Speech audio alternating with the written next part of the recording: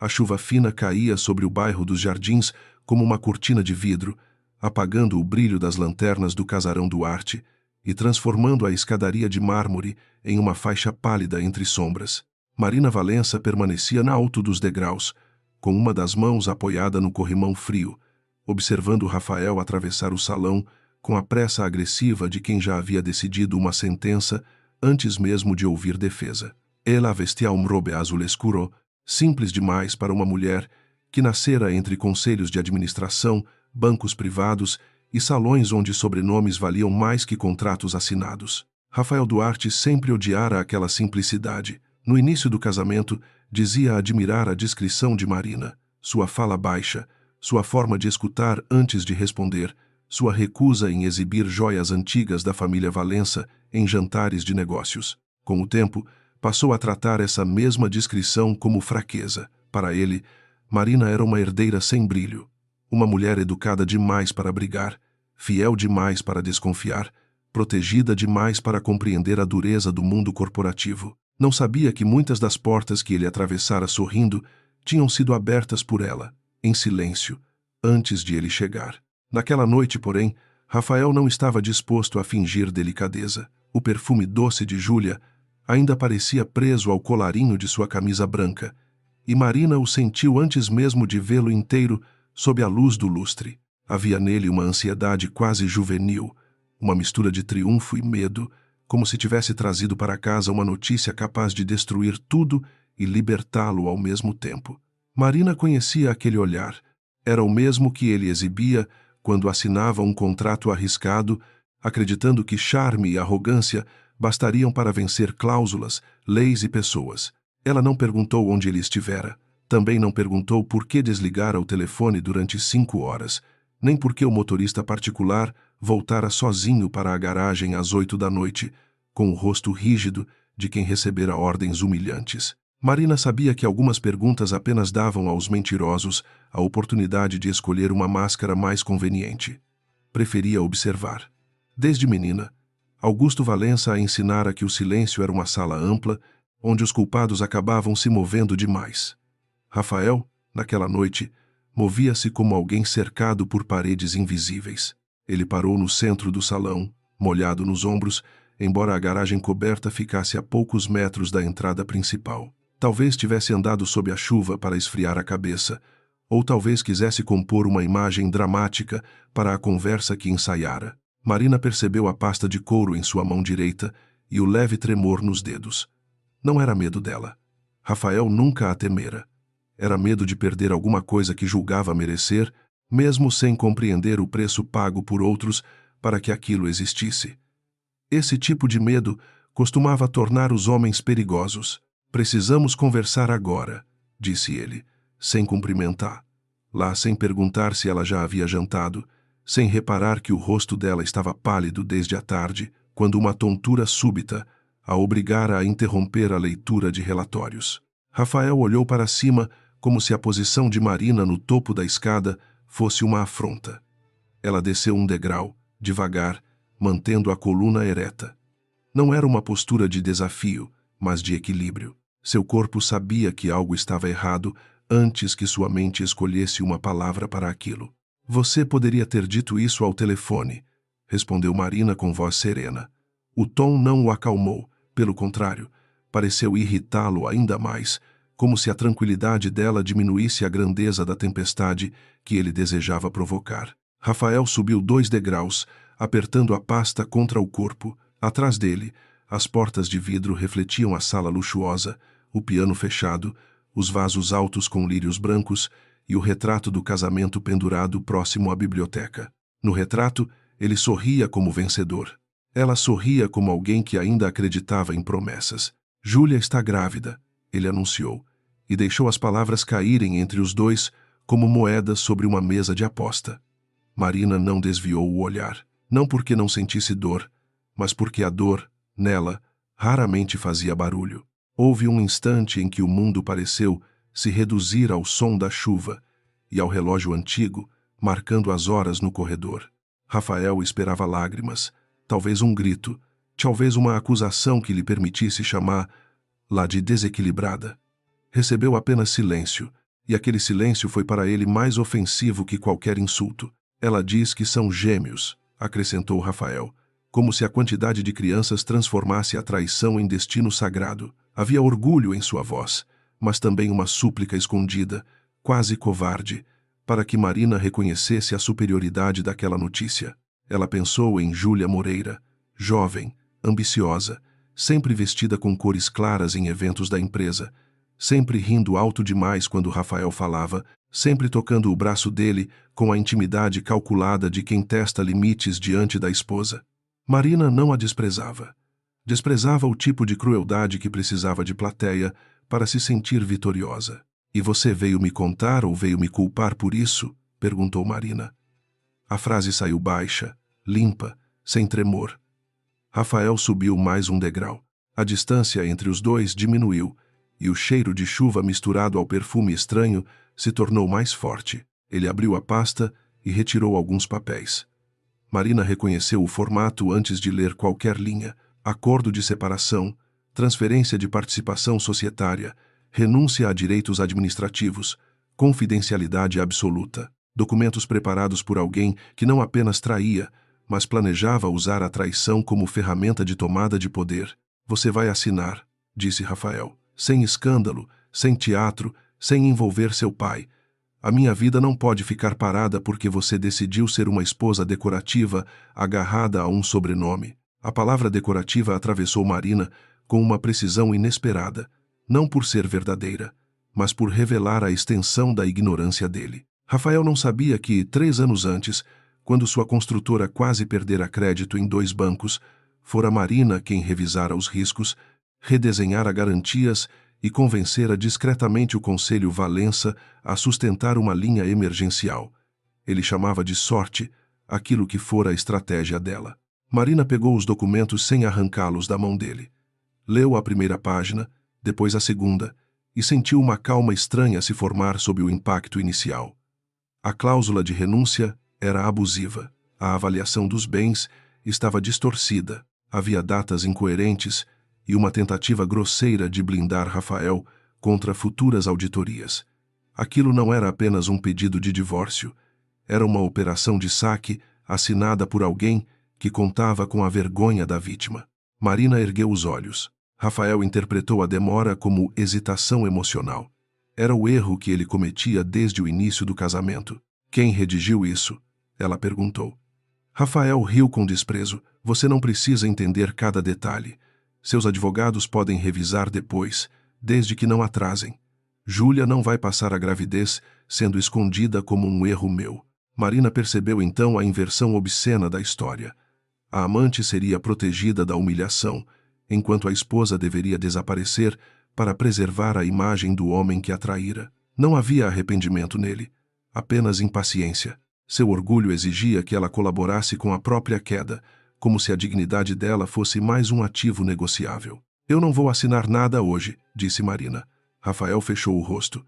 A chuva engrossou contra as janelas e um trovão distante percorreu o céu. Ele avançou mais um degrau, agora quase à altura dela.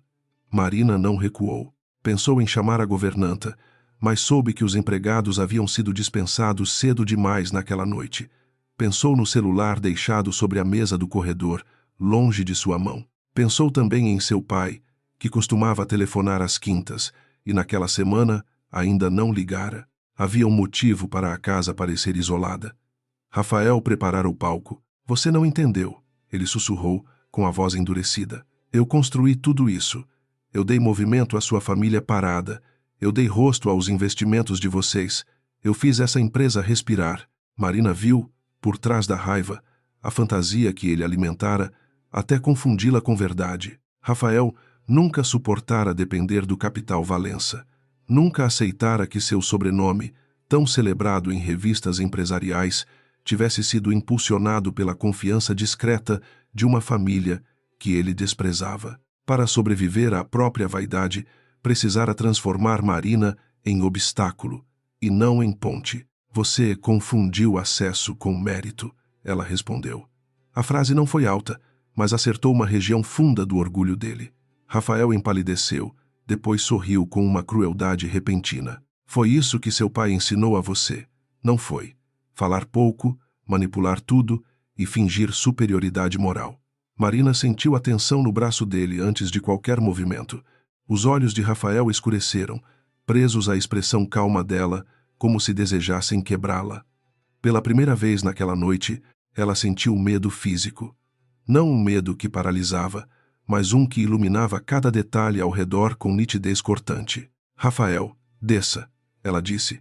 Nós vamos conversar com testemunhas e advogados. Ele soltou uma risada curta. Testemunhas, advogados, sempre se escondendo atrás de alguém. Marina deu um passo para o lado, tentando alcançar a parte mais larga do patamar, mas Rafael segurou seu pulso.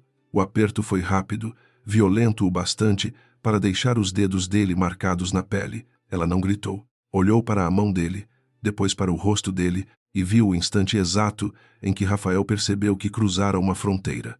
O problema era que homens como ele raramente voltavam atrás quando alguém via sua verdadeira face. Solte o meu braço, disse Marina. A voz dela carregava agora uma autoridade que Rafael não conhecia ou fingira não conhecer. Por um segundo, ele hesitou. Se a tivesse soltado naquele momento, talvez ainda houvesse ruínas reparáveis, processos longos, vergonha pública, mas não aquela mancha definitiva.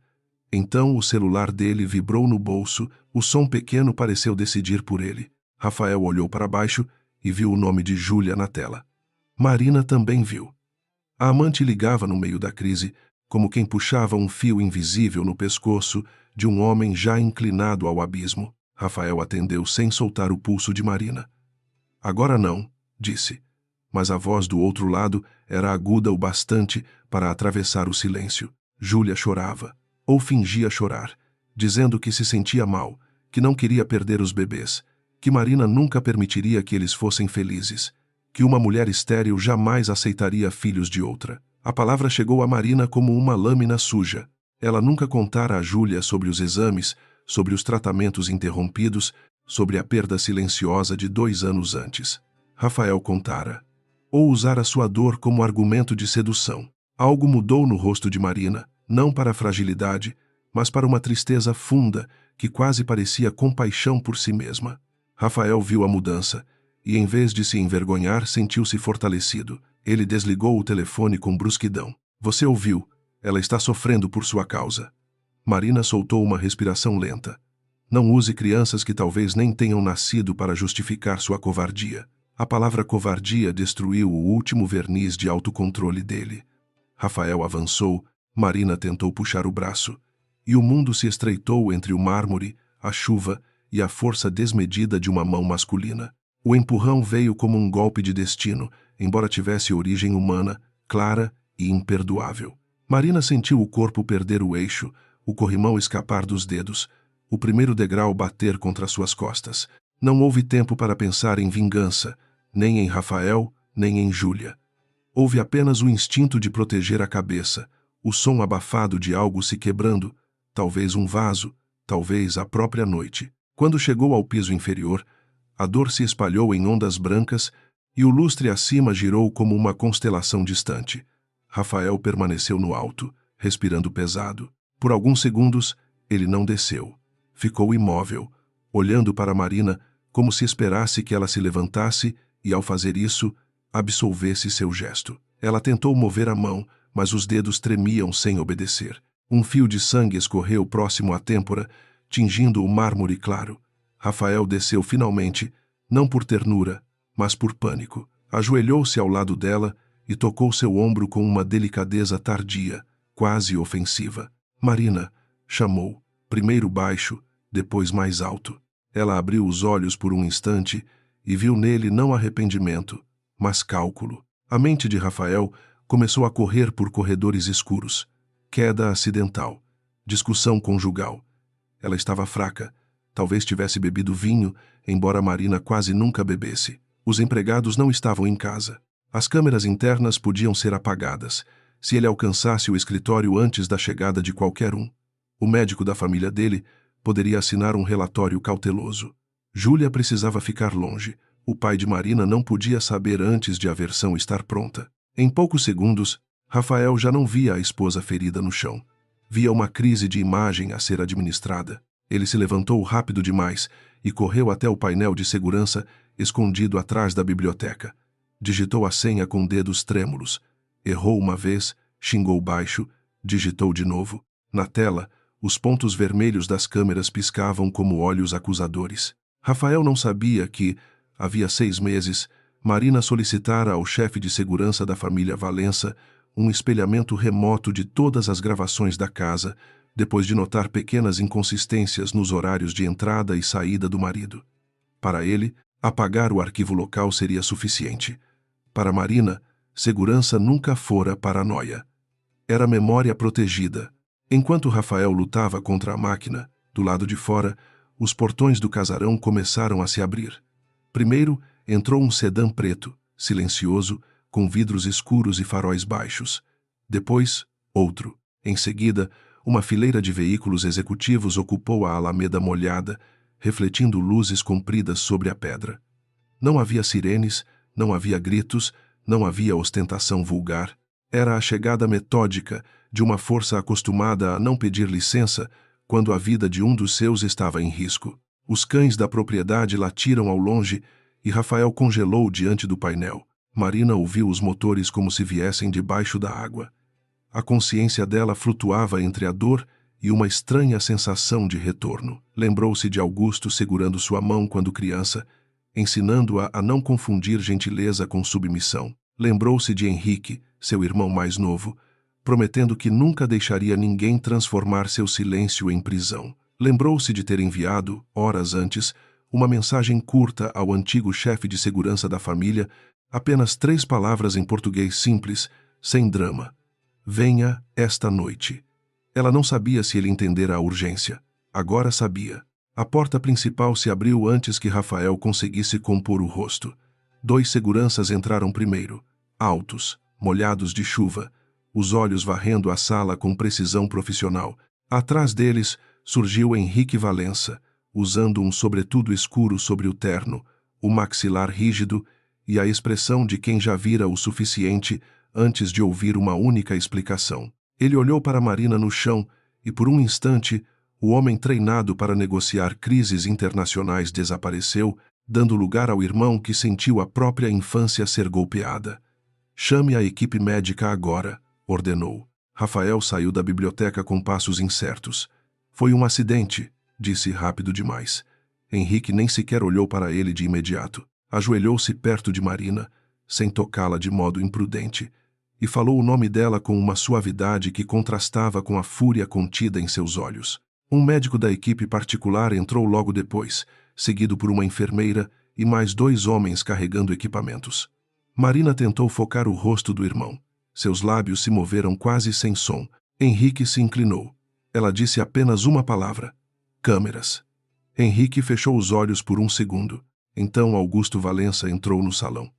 Não era alto como Henrique, nem tinha a juventude feroz dos seguranças, mas sua presença alterou a temperatura da casa. Tinha cabelos grisalhos, um terno impecável e a calma terrível de homens que passaram a vida decidindo o destino de impérios sem levantar a voz. Ele olhou para a filha ferida, depois para a escada, depois para Rafael.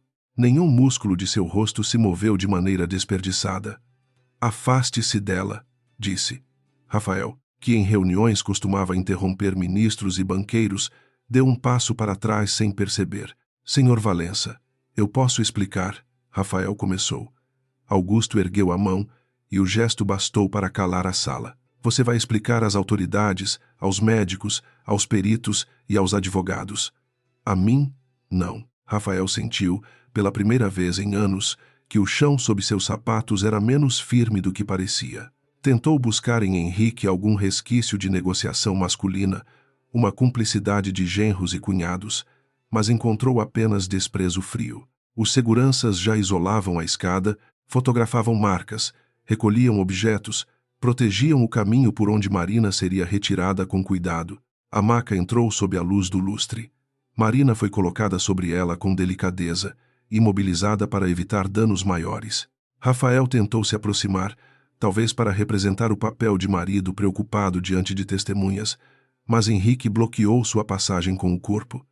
Não toque nela. A frase foi baixa, quase íntima, e por isso mesmo mais ameaçadora. Rafael olhou ao redor e percebeu que a casa que julgava dominar agora lhe era estrangeira. Cada funcionário que chegava obedecia aos Valença. Cada ordem vinha de Augusto. Cada olhar sobre ele carregava a suspeita que ele ainda tentava negar. Quando Marina passou pela porta principal, a chuva tocou seu rosto como uma bênção fria. Ela não estava plenamente consciente, mas sentiu o movimento dos carros, a presença do pai, a mão de Henrique segurando a sua por um instante antes de soltá-la para que os médicos trabalhassem. No alto da escadaria externa, Rafael ficou parado, molhado pelo vento, vendo a fila de veículos se organizar com uma disciplina que esmagava sua fantasia de controle. Júlia voltou a ligar. O nome dela brilhou na tela como uma promessa podre. Rafael não atendeu. Pela primeira vez, compreendeu que talvez tivesse acreditado na mentira errada. Dentro do último carro, Augusto recebeu um tablet das mãos de um assessor. Na tela, a gravação remota mostrava Rafael no alto da escada, a pasta de couro, o pulso de Marina preso, o empurrão. Não havia som, mas a imagem bastava. Augusto assistiu uma vez, sem piscar. Depois fechou a capa do aparelho e olhou para o casarão ficando pequeno atrás da chuva. Não falou em vingança. A palavra seria pequena demais. Falou apenas cá, com a decisão de quem reconhece uma dívida moral. Protejam minha filha. Amanhã, começamos a derrubar tudo o que esse homem construiu sobre mentiras. O hospital particular da família Valença ficava no topo de uma colina silenciosa, cercado por árvores antigas e por muros cobertos de era, longe dos flashes que já começavam a rondar o casarão Duarte. Marina despertou antes do amanhecer, não de uma vez, mas em camadas dolorosas, como se a consciência voltasse por corredores estreitos. Primeiro veio o cheiro limpo dos lençóis, depois o peso do curativo na têmpora, depois a rigidez no braço esquerdo e a sensação profunda de que seu corpo havia sido interrompido por uma violência que ainda permanecia no ar. Ao lado da cama, Augusto Valença permanecia sentado, imóvel, com o paletó dobrado sobre o braço da poltrona e as mãos unidas diante do rosto. Ele parecia não ter dormido. Seus olhos, geralmente reservados a balanços e reuniões impossíveis, estavam presos à filha com uma vigília quase humilde. Quando Marina abriu os olhos, ele não sorriu de imediato. A alegria do alívio foi atravessada. Rafael não apenas traíra um casamento. Ele tocara no corpo dela com a arrogância de quem julgava que o nome Valença terminava na porta do quarto conjugal. Você está segura, disse Augusto, inclinando-se para perto. Marina tentou responder, mas a garganta estava seca e uma dor curta cortou sua respiração. Uma enfermeira aproximou o copo com canudo e ela bebeu devagar, sentindo a água como se fosse uma lembrança de normalidade. Ao virar o rosto, viu Henrique encostado à janela, falando baixo ao telefone, os olhos vermelhos de raiva contida. A chuva havia cessado. Lá fora, a cidade começava a clarear, ignorante da batalha silenciosa que já se formava em salas fechadas, arquivos digitais e corredores judiciais. Ele apagou as imagens locais. Marina murmurou. Augusto pousou a mão sobre a dela, tomando cuidado com o acesso preso à veia. Nós temos as cópias. Henrique desligou o telefone e se aproximou da cama. Temos mais do que isso. O técnico confirmou tentativa de alteração no sistema às 23h14. A equipe recolheu a pasta com os documentos que ele tentou fazer você assinar. Marina fechou os olhos por um instante. A dor física parecia menor diante da clareza moral. Rafael tentara transformar seu silêncio em assinatura. Agora haveria registro. O médico entrou logo depois, acompanhado por 2 especialistas. Falou de contusões, de uma fissura pequena na costela, de uma concussão leve, de observação rigorosa pelas próximas horas. Não dramatizou, mas também não suavizou. Marina escutou tudo com uma calma que incomodava os profissionais, porque pacientes em choque costumavam negar ou se desmanchar, e ela fazia perguntas precisas sobre prazos, mobilidade, riscos e medicação. Augusto a observava com orgulho triste. Mesmo ferida, Marina organizava a realidade como quem alinha documentos sobre uma mesa. A mente dela se recusava a ser empurrada junto com o corpo. Eu quero falar com Helena, disse Marina quando o médico terminou. Henrique franziu a testa. Helena Costa era a advogada principal da família. conhecida por ganhar causas, antes mesmo que os adversários entendessem onde haviam perdido. Ela já está a caminho, respondeu ele. Marina assentiu lentamente. E não quero que vocês emitam nota acusando Rafael agora. Augusto e Henrique trocaram um olhar. Não era hesitação de covardia. Era discordância afetiva. O pai queria proteger a filha com todo o peso de seu império. O irmão queria atravessar a cidade e arrancar a máscara de Rafael em público. Marina, disse Henrique, com dificuldade para manter a voz baixa. Ele empurrou você da escada. Ela voltou os olhos para ele, e havia neles uma firmeza que a dor não conseguira diluir. Oisai. E é por isso que não vamos entregar a ele uma guerra emocional fácil de distorcer. Rafael quer que pareçamos uma família poderosa, esmagando um genro incompreendido. Ele vai dizer que fui influenciada, que caí durante uma discussão, que vocês usam dinheiro para destruir reputações. Deixem que ele fale primeiro. Pessoas arrogantes sempre revelam o mapa quando acreditam estar guiando o caminho. Augusto permaneceu em silêncio por alguns segundos. A estratégia dela era fria, quase cruel na paciência, mas correta. Rafael tinha charme público, amigos em redações econômicas, aliados em secretarias municipais e uma habilidade antiga para posar como homem feito por esforço próprio. Se os Valença o acusassem antes dos laudos, ele tentaria transformar a violência em disputa patrimonial. Se, ao contrário, ele fosse autorizado a construir sua mentira diante de câmeras, cada contradição se tornaria evidência. Augusto apertou de leve os dedos da filha. Então faremos do seu jeito, mas ele não chegará perto de você. No casarão Duarte, Rafael caminhava de um lado para outro com o celular na mão, a camisa amarrotada e os olhos fundos. Às 6 da manhã, já havia ligado para 2 advogados, um assessor de imprensa, o médico que conhecia desde a faculdade e Júlia, que finalmente atendera com voz irritada por ter sido ignorada durante a madrugada. Ele contou a versão ensaiada. Disse que Marina tropeçara depois de uma crise histérica, que a família dela invadira a casa, que Augusto queria usar o acidente para tomar a empresa. Júlia ouviu em silêncio, mas sua mente estava menos preocupada com Marina do que com o futuro prometido. Você precisa aparecer abalado, ela disse. Não agressivo. Diga que ama sua esposa, mas que ela vinha instável. Diga que estava tentando protegê-la. Rafael parou diante do espelho da sala e olhou o próprio rosto. Havia um arranhão no pescoço, talvez feito por Marina ao tentar se segurar. Ele o cobriu com a gola. E os bebês? Júlia acrescentou, suavizando a voz. Não esqueça que agora você tem uma família para defender. Rafael fechou os olhos. A palavra família, dita por Júlia, servia como absolvição barata.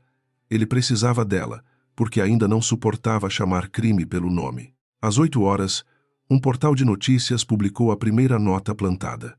Empresário Rafael Duarte vive drama familiar após esposa sofrer queda em residência do casal. A matéria citava fontes próximas, que descreviam Marina como reservada, emocionalmente fragilizada e contrária a uma separação amistosa.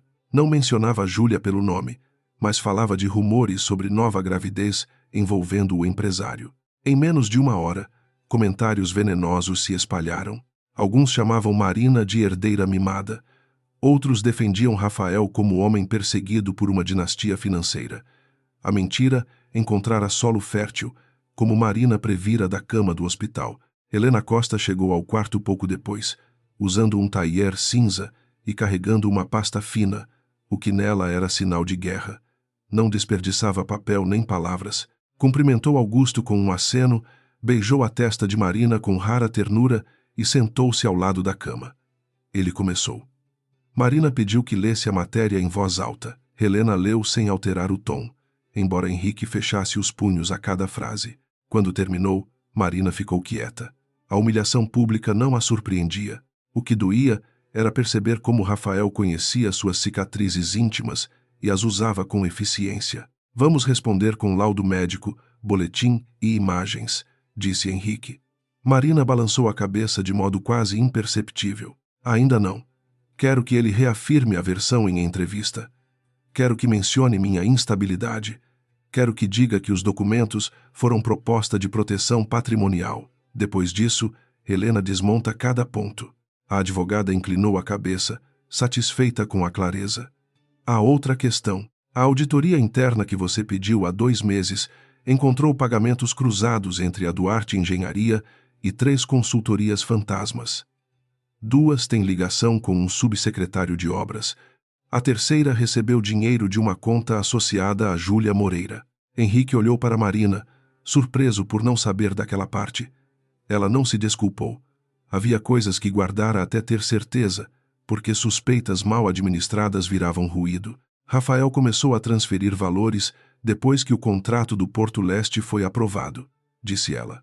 Ele achou que ninguém revisaria as notas de consultoria porque estavam abaixo do limite formal de aprovação do Conselho. Mas repetiu o padrão durante 6 trimestres. Augusto respirou fundo. O caso deixava de ser apenas doméstico. Havia corrupção, desvio e uso do sobrenome Valença como blindagem. Rafael arrastara a família inteira para perto de um precipício jurídico. No outro lado da cidade, Júlia Moreira observava a própria barriga diante do espelho de seu apartamento alugado por Rafael. Ainda era cedo para qualquer volume evidente, mas ela pousava as mãos ali, com pose ensaiada, como se já carregasse uma coroa. Tinha 27 anos, uma beleza luminosa e a impaciência de quem confundia desejo com direito. Durante meses, ouvira Rafael reclamar da esposa silenciosa, da família controladora, dos contratos que não conseguia mover sem aprovação indireta dos Valença. Júlia entendera uma coisa essencial. O orgulho dele era uma porta aberta. Bastava entrar chorando. Ela não estava completamente certa sobre os gêmeos.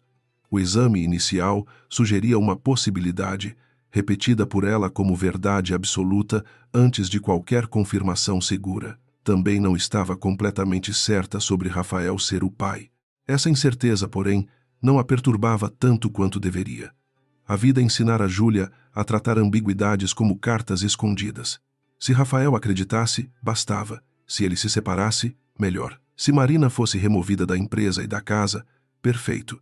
O que não previra era a chegada dos Valença com médicos, seguranças e uma precisão que fazia a violência de Rafael parecer ainda mais estúpida. Rafael foi ao hospital às 11, acompanhado por um advogado e por um fotógrafo que fingia ser motorista. Não conseguiu passar da entrada reservada.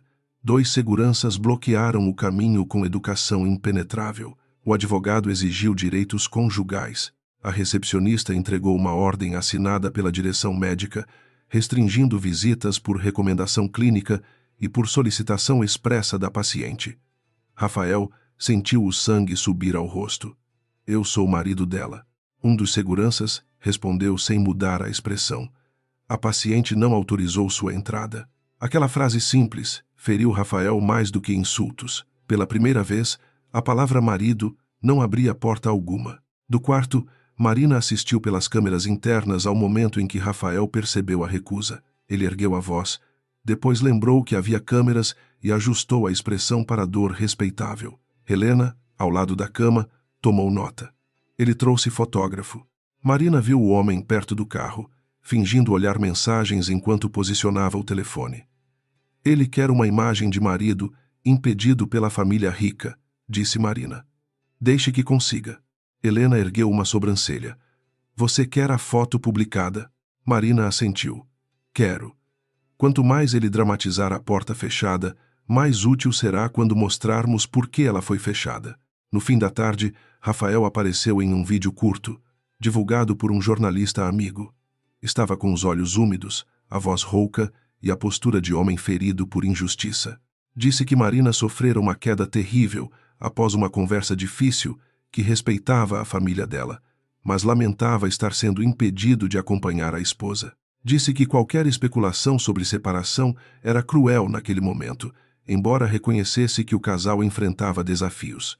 Não citou Júlia, não citou os documentos, não citou o pulso preso, a escada, o painel de segurança, nem a mão que empurrara. Marina assistiu ao vídeo uma vez. Não pediu para repetir. Agora podemos responder parcialmente, disse. Helena preparou a nota com a precisão de uma lâmina.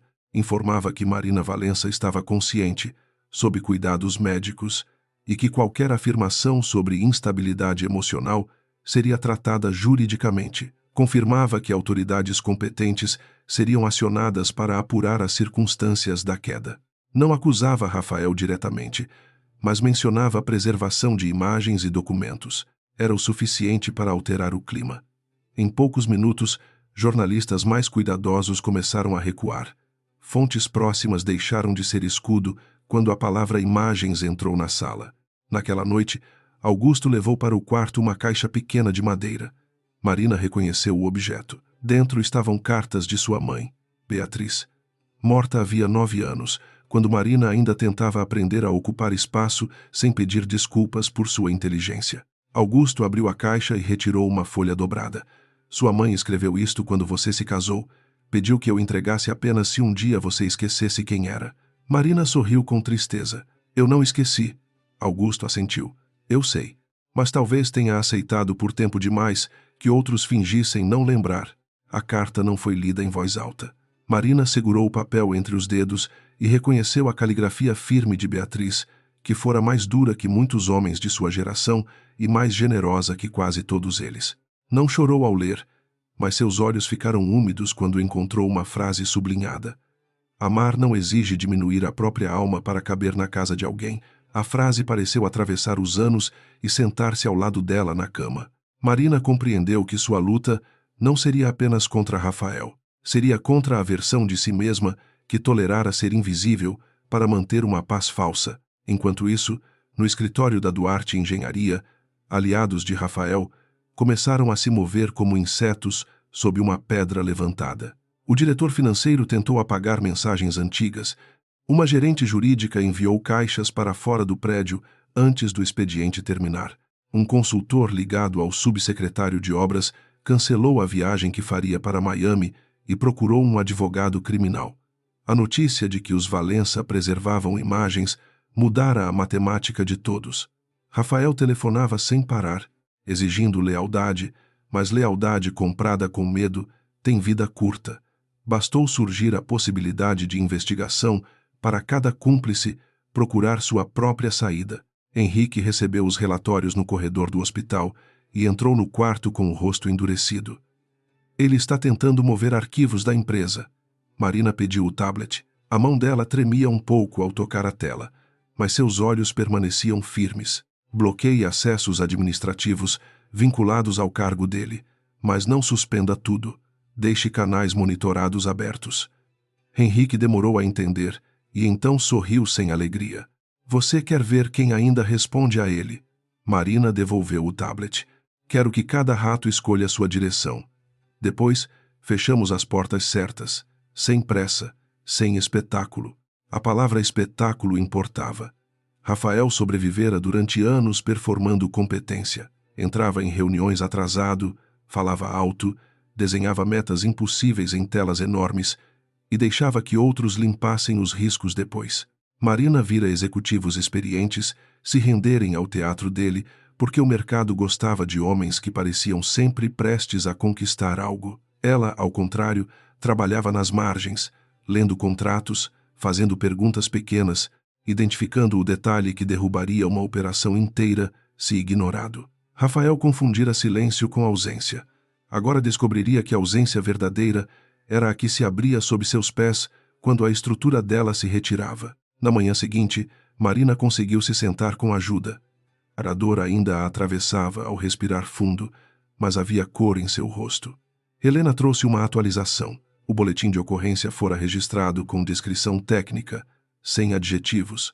O exame de corpo de delito seria realizado no próprio hospital, com acompanhamento autorizado. As imagens estavam duplicadas em 3 servidores.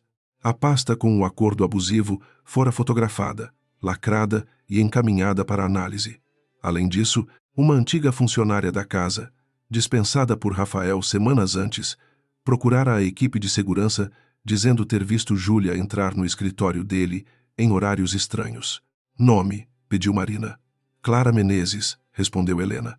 Marina a conhecia. Era uma governanta discreta, viúva, com 2 filhos na universidade, dispensada sob acusação vaga de desatenção. Rafael dissera que ela comentava assuntos da casa com empregados de vizinhos. Marina desconfiara, mas não confrontara. Agora, A peça se encaixava. Clara provavelmente vira algo que Rafael não queria explicar. Protejam Clara antes de chamá-la para depor, disse Marina. Rafael ataca primeiro a credibilidade de quem não tem sobrenome forte. Augusto, sentado no canto, observou a filha com uma admiração que vinha misturada a arrependimento. Ele a protegera demais e ouvira de menos. O terceiro dia trouxe a primeira rachadura pública. Uma colunista econômica publicou que bancos ligados a projetos da Duarte Engenharia revisavam garantias após ruídos envolvendo governança. A palavra ruídos era elegante, mas seu efeito foi brutal. Rafael ligou para presidentes de banco que antes o atendiam no segundo toque. Caiu em secretárias, retornos vagos, agendas cheias. Júlia apareceu em seu escritório sem avisar, usando óculos escuros e um vestido claro demais para a atenção do dia. Você disse que controlava isso, cobrou. Rafael fechou a porta com força. Eu controlava até Marina chamar o exército do pai. Júlia retirou os óculos devagar. Seus olhos não tinham lágrimas. Então resolva. Eu não vou criar filhos em apartamento alugado enquanto sua esposa posa de vítima em hospital de luxo. Rafael encarou a barriga ainda discreta dela e sentiu um medo novo. Não era amor paternal. Era a percepção de que a promessa usada para justificar sua crueldade também podia se tornar corrente. Júlia não queria apenas ser escolhida, queria ser instalada, reconhecida, indenizada por cada dia de espera. Rafael, que acreditara manipulá-la enquanto era manipulado, começou a sentir o peso da própria falta de discernimento. No hospital, Marina pediu para ficar sozinha por alguns minutos. Augusto hesitou, mas obedeceu. Quando a porta se fechou, ela olhou para a janela e permitiu que o rosto se desfizesse. Chorou sem som, não por Rafael, mas pela mulher que fora tentando salvar um casamento com paciência, explicações e renúncias invisíveis. Chorou pelos jantares em que ele a corrigira diante de estranhos, pelas noites em que dormira virada para a parede, pelas vezes em que confundira resistência com amor maduro. Depois, secou o rosto com cuidado. A dor merecia espaço, mas não teria o comando. Quando Henrique voltou, encontrou a irmã olhando relatórios no tablet. Você devia descansar. Ela não ergueu os olhos. Eu descansei por 3 anos enquanto ele usava minha confiança como corredor de fuga. Henrique sentou-se na poltrona, exausto. Sinto muito por não ter visto antes. Marina finalmente o encarou. Você viu partes. Eu escondi outras. Não porque queria proteger Rafael, mas porque queria proteger a ideia de que minha escolha tinha sido certa. A honestidade entre os dois pousou pesada e limpa. Henrique segurou a mão dela, sem prometer vingança. Prometeu presença, que era mais rara. Na tarde desse mesmo dia, Helena recebeu autorização para entrar com medidas cautelares. Rafael seria formalmente impedido de acessar determinadas áreas da empresa até a apuração interna avançar. As contas ligadas às consultorias fantasmas seriam examinadas. O acordo de separação apresentado na noite da queda seria anexado como indício de coação patrimonial. Marina autorizou cada passo com uma serenidade quase ritual. Não queria destruir por impulso, queria reconstruir a verdade de modo tão sólido que nenhum charme, nenhum choro televisionado e nenhuma amante grávida pudesse abrir fissuras. A justiça, para ela, não era grito, era arquitetura. Ao anoitecer, Augusto recebeu no hospital a visita de 2 conselheiros antigos da família. Vieram sugerir prudência, temendo que um escândalo derrubasse ações, contratos e alianças políticas. Falaram em acordo privado, afastamento discreto, preservação do mercado. Marina pediu que entrassem. Sentada na cama, pálida, com marcas visíveis no braço, ouviu os homens repetirem a linguagem covarde da conveniência. Quando terminaram, ela falou sem elevar a voz. Durante anos, chamaram de prudência o hábito de deixar homens poderosos errarem sem consequência. Desta vez, não. Nenhum deles respondeu. A vergonha, quando chega tarde, costuma ser muda. Depois que os conselheiros saíram, Augusto permaneceu de pé diante da janela. Você sabe que haverá perdas. Marina assentiu. Sim, contratos podem cair, sócios podem recuar, revistas podem nos atacar. Mas se mantivermos Rafael por medo de dano financeiro, Então ele estava certo ao acreditar que todos temos preço. Augusto virou-se para a filha. Pela primeira vez desde o acidente, havia algo parecido com paz em seus olhos. Sua mãe teria dito exatamente isso. Marina segurou a carta de Beatriz sob o cobertor. Talvez eu finalmente esteja dizendo por mim. Naquela mesma noite, Rafael recebeu uma intimação preliminar e uma notificação do conselho. Leu as páginas com crescente incredulidade. Afastamento preventivo de decisões estratégicas. Preservação obrigatória de documentos. Proibição de contato direto com Marina. Convocação para esclarecimentos. Cada linha parecia escrita para desmontar a imagem de invulnerabilidade que ele construíra. Júlia tentou ler por cima de seu ombro, mas ele afastou o papel. Eles estão tentando me enterrar, ela respondeu com frieza. Então enterre primeiro.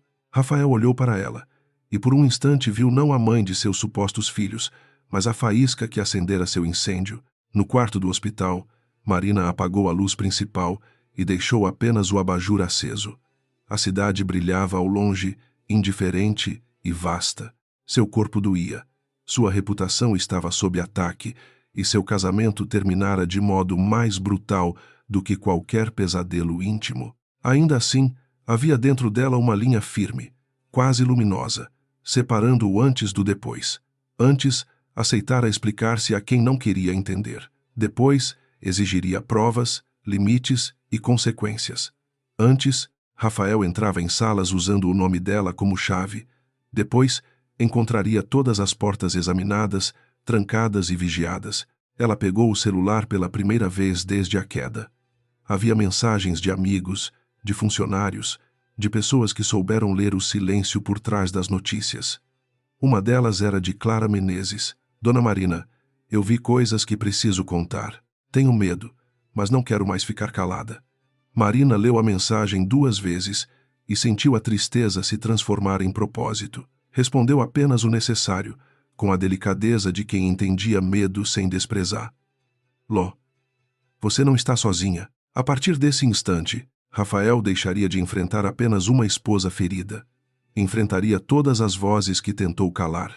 Na segunda-feira seguinte, o prédio da Duarte Engenharia amanheceu com um silêncio que não combinava com seus 40 andares de vidro. Havia recepcionistas falando baixo demais, elevadores que subiam cheios de rostos tensos e diretores que fingiam examinar mensagens para evitar cumprimentos longos. A notícia do afastamento preventivo de Rafael correra pelos corredores antes mesmo de qualquer comunicado interno, e o nome de Marina, antes pronunciado com uma mistura de distância e formalidade, passou a circular como uma pergunta perigosa. Ninguém sabia se ela voltaria. Todos sabiam que, se voltasse, nada permaneceria igual. Rafael chegou às 8h10, contrariando a orientação jurídica de permanecer afastado até a reunião extraordinária do conselho. Vestia um terno escuro, óculos de sol e uma expressão estudada de vítima indignada. Esperava encontrar resistência na portaria, mas não esperava ver seu crachá recusado pelo sistema diante de 2 estagiários e uma recepcionista antiga. O bip vermelho soou 3 vezes. A cada som, sua mandíbula endureceu. O segurança-chefe aproximou-se com respeito frio e informou que a entrada dele dependia de autorização formal.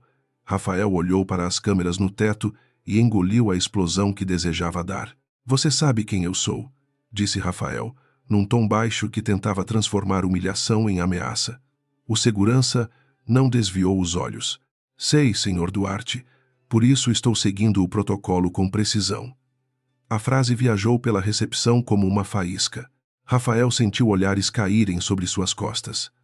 Durante anos, atravessara aquele hall como dono de um reino pessoal, recebendo sorrisos, cafés, pastas abertas e portas automáticas. Agora, a máquina recusava seu nome com a neutralidade impiedosa dos sistemas que Marina gostava de desenhar. A tecnologia não tinha medo de charme, gritos ou sobrenome emprestado. No hospital, Marina recebeu a gravação da recepção pelo tablet e não demonstrou satisfação. Estava sentada junto à janela, com uma echarpe leve sobre os ombros, ainda pálida, mas já sem a fragilidade que assustara os médicos nos primeiros dias. Helena Costa, de pé ao lado dela, observava a mesma cena. Ele forçou entrada para criar narrativa de perseguição, disse a advogada. Marina ampliou a imagem do rosto de Rafael no momento exato em que o crachá falhou. Não. Ele forçou entrada porque acreditou que o prédio ainda obedecia ao hábito. Homens como Rafael confundem repetição com direito. Naquela manhã, os bancos enviaram cartas formais, suspendendo a análise de novos créditos vinculados aos projetos da Duarte Engenharia. Nenhum deles citava crime, escândalo ou violência doméstica. Falavam em revisão de governança, risco reputacional e necessidade de esclarecimentos contábeis. As palavras eram secas, mas o efeito devastador. 3 obras dependiam de financiamento escalonado. 2 fornecedores exigiram pagamento antecipado. Um fundo estrangeiro pediu reunião urgente com o Conselho Valença antes de liberar a próxima parcela do investimento. Rafael recebeu as notícias em seu carro, parado na rua lateral, e socou o volante até a mão doer. Ele telefonou para o diretor financeiro, Sérgio Naves, homem de fala mansa e lealdade elástica. Sérgio atendeu apenas na 3ª tentativa, sussurrando como se estivesse num confessionário. Rafael, não posso falar muito. A auditoria está no andar 26. Rafael fechou os olhos. Que auditoria? Quem autorizou? Sérgio hesitou. Marina, o nome dela, dito daquele modo, pareceu uma afronta física. Rafael imaginou a esposa no leito, cercada de flores e advogados, movendo peças enquanto ele se debatia do lado de fora. Pela primeira vez, ela não parecia a mulher caída no mármore. Parecia a arquiteta da queda dele. Marina deixara o hospital 2 dias depois, contra a vontade emocional de Augusto, mas com autorização médica, condicionada a repouso parcial e acompanhamento constante. Não voltou para o casarão Duarte. Instalou-se no antigo apartamento de sua mãe, um duplex discreto perto do parque, onde as paredes exibiam aquarelas brasileiras, estantes de madeira clara e uma varanda cheia de jasmins. Ali, longe do excesso masculino da casa que dividira com Rafael, Marina respirou como quem retorna ao próprio idioma. Ainda mancava levemente, e cada movimento lembrava o preço da violência, mas seu olhar já examinava o futuro com disciplina. Clara Menezes foi recebida nesse apartamento numa tarde abafada, acompanhada por um advogado e por uma assistente social contratada por Helena. Tremia ao entrar, segurando a bolsa contra o peito, como se Rafael pudesse arrancá-la de suas mãos a qualquer momento. Marina pediu que servissem café e esperou sem pressioná-la. Clara chorou antes de falar. Contou que Júlia visitara o casarão em tardes em que Marina estava em reuniões externas, que Rafael usava o escritório de madeira escura para encontros e ligações, que certa vez ouvira Júlia exigir uma chave da casa e uma assinatura de transferência antes que a barriga crescesse. Eu vi documentos com o nome da senhora, disse Clara enxugando o rosto. Ele me viu perto da porta e no dia seguinte disse que eu estava roubando toalhas. Mandou embora sem carta, sem nada. Marina sentiu um golpe silencioso, não por surpresa, mas pela crueldade banal da acusação. Rafael destruía reputações pequenas com a mesma facilidade com que alterava cláusulas grandes. Você não roubou nada, disse Marina. Clara ergueu os olhos. Eu sei.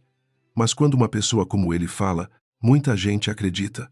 Marina respondeu com uma firmeza suave.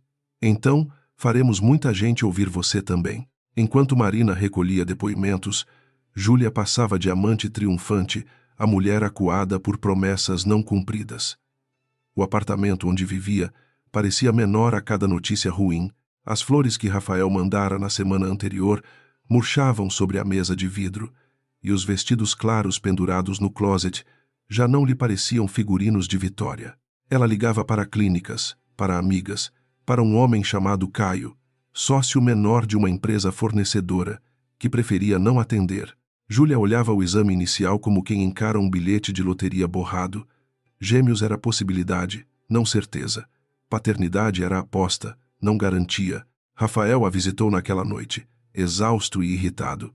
Júlia tentou abraçá-lo, mas ele se afastou para servir o uísque. Você não deveria beber tanto, ela disse, tocando o próprio ventre com teatralidade. Ele riu sem humor. Você não deveria me ensinar prudência.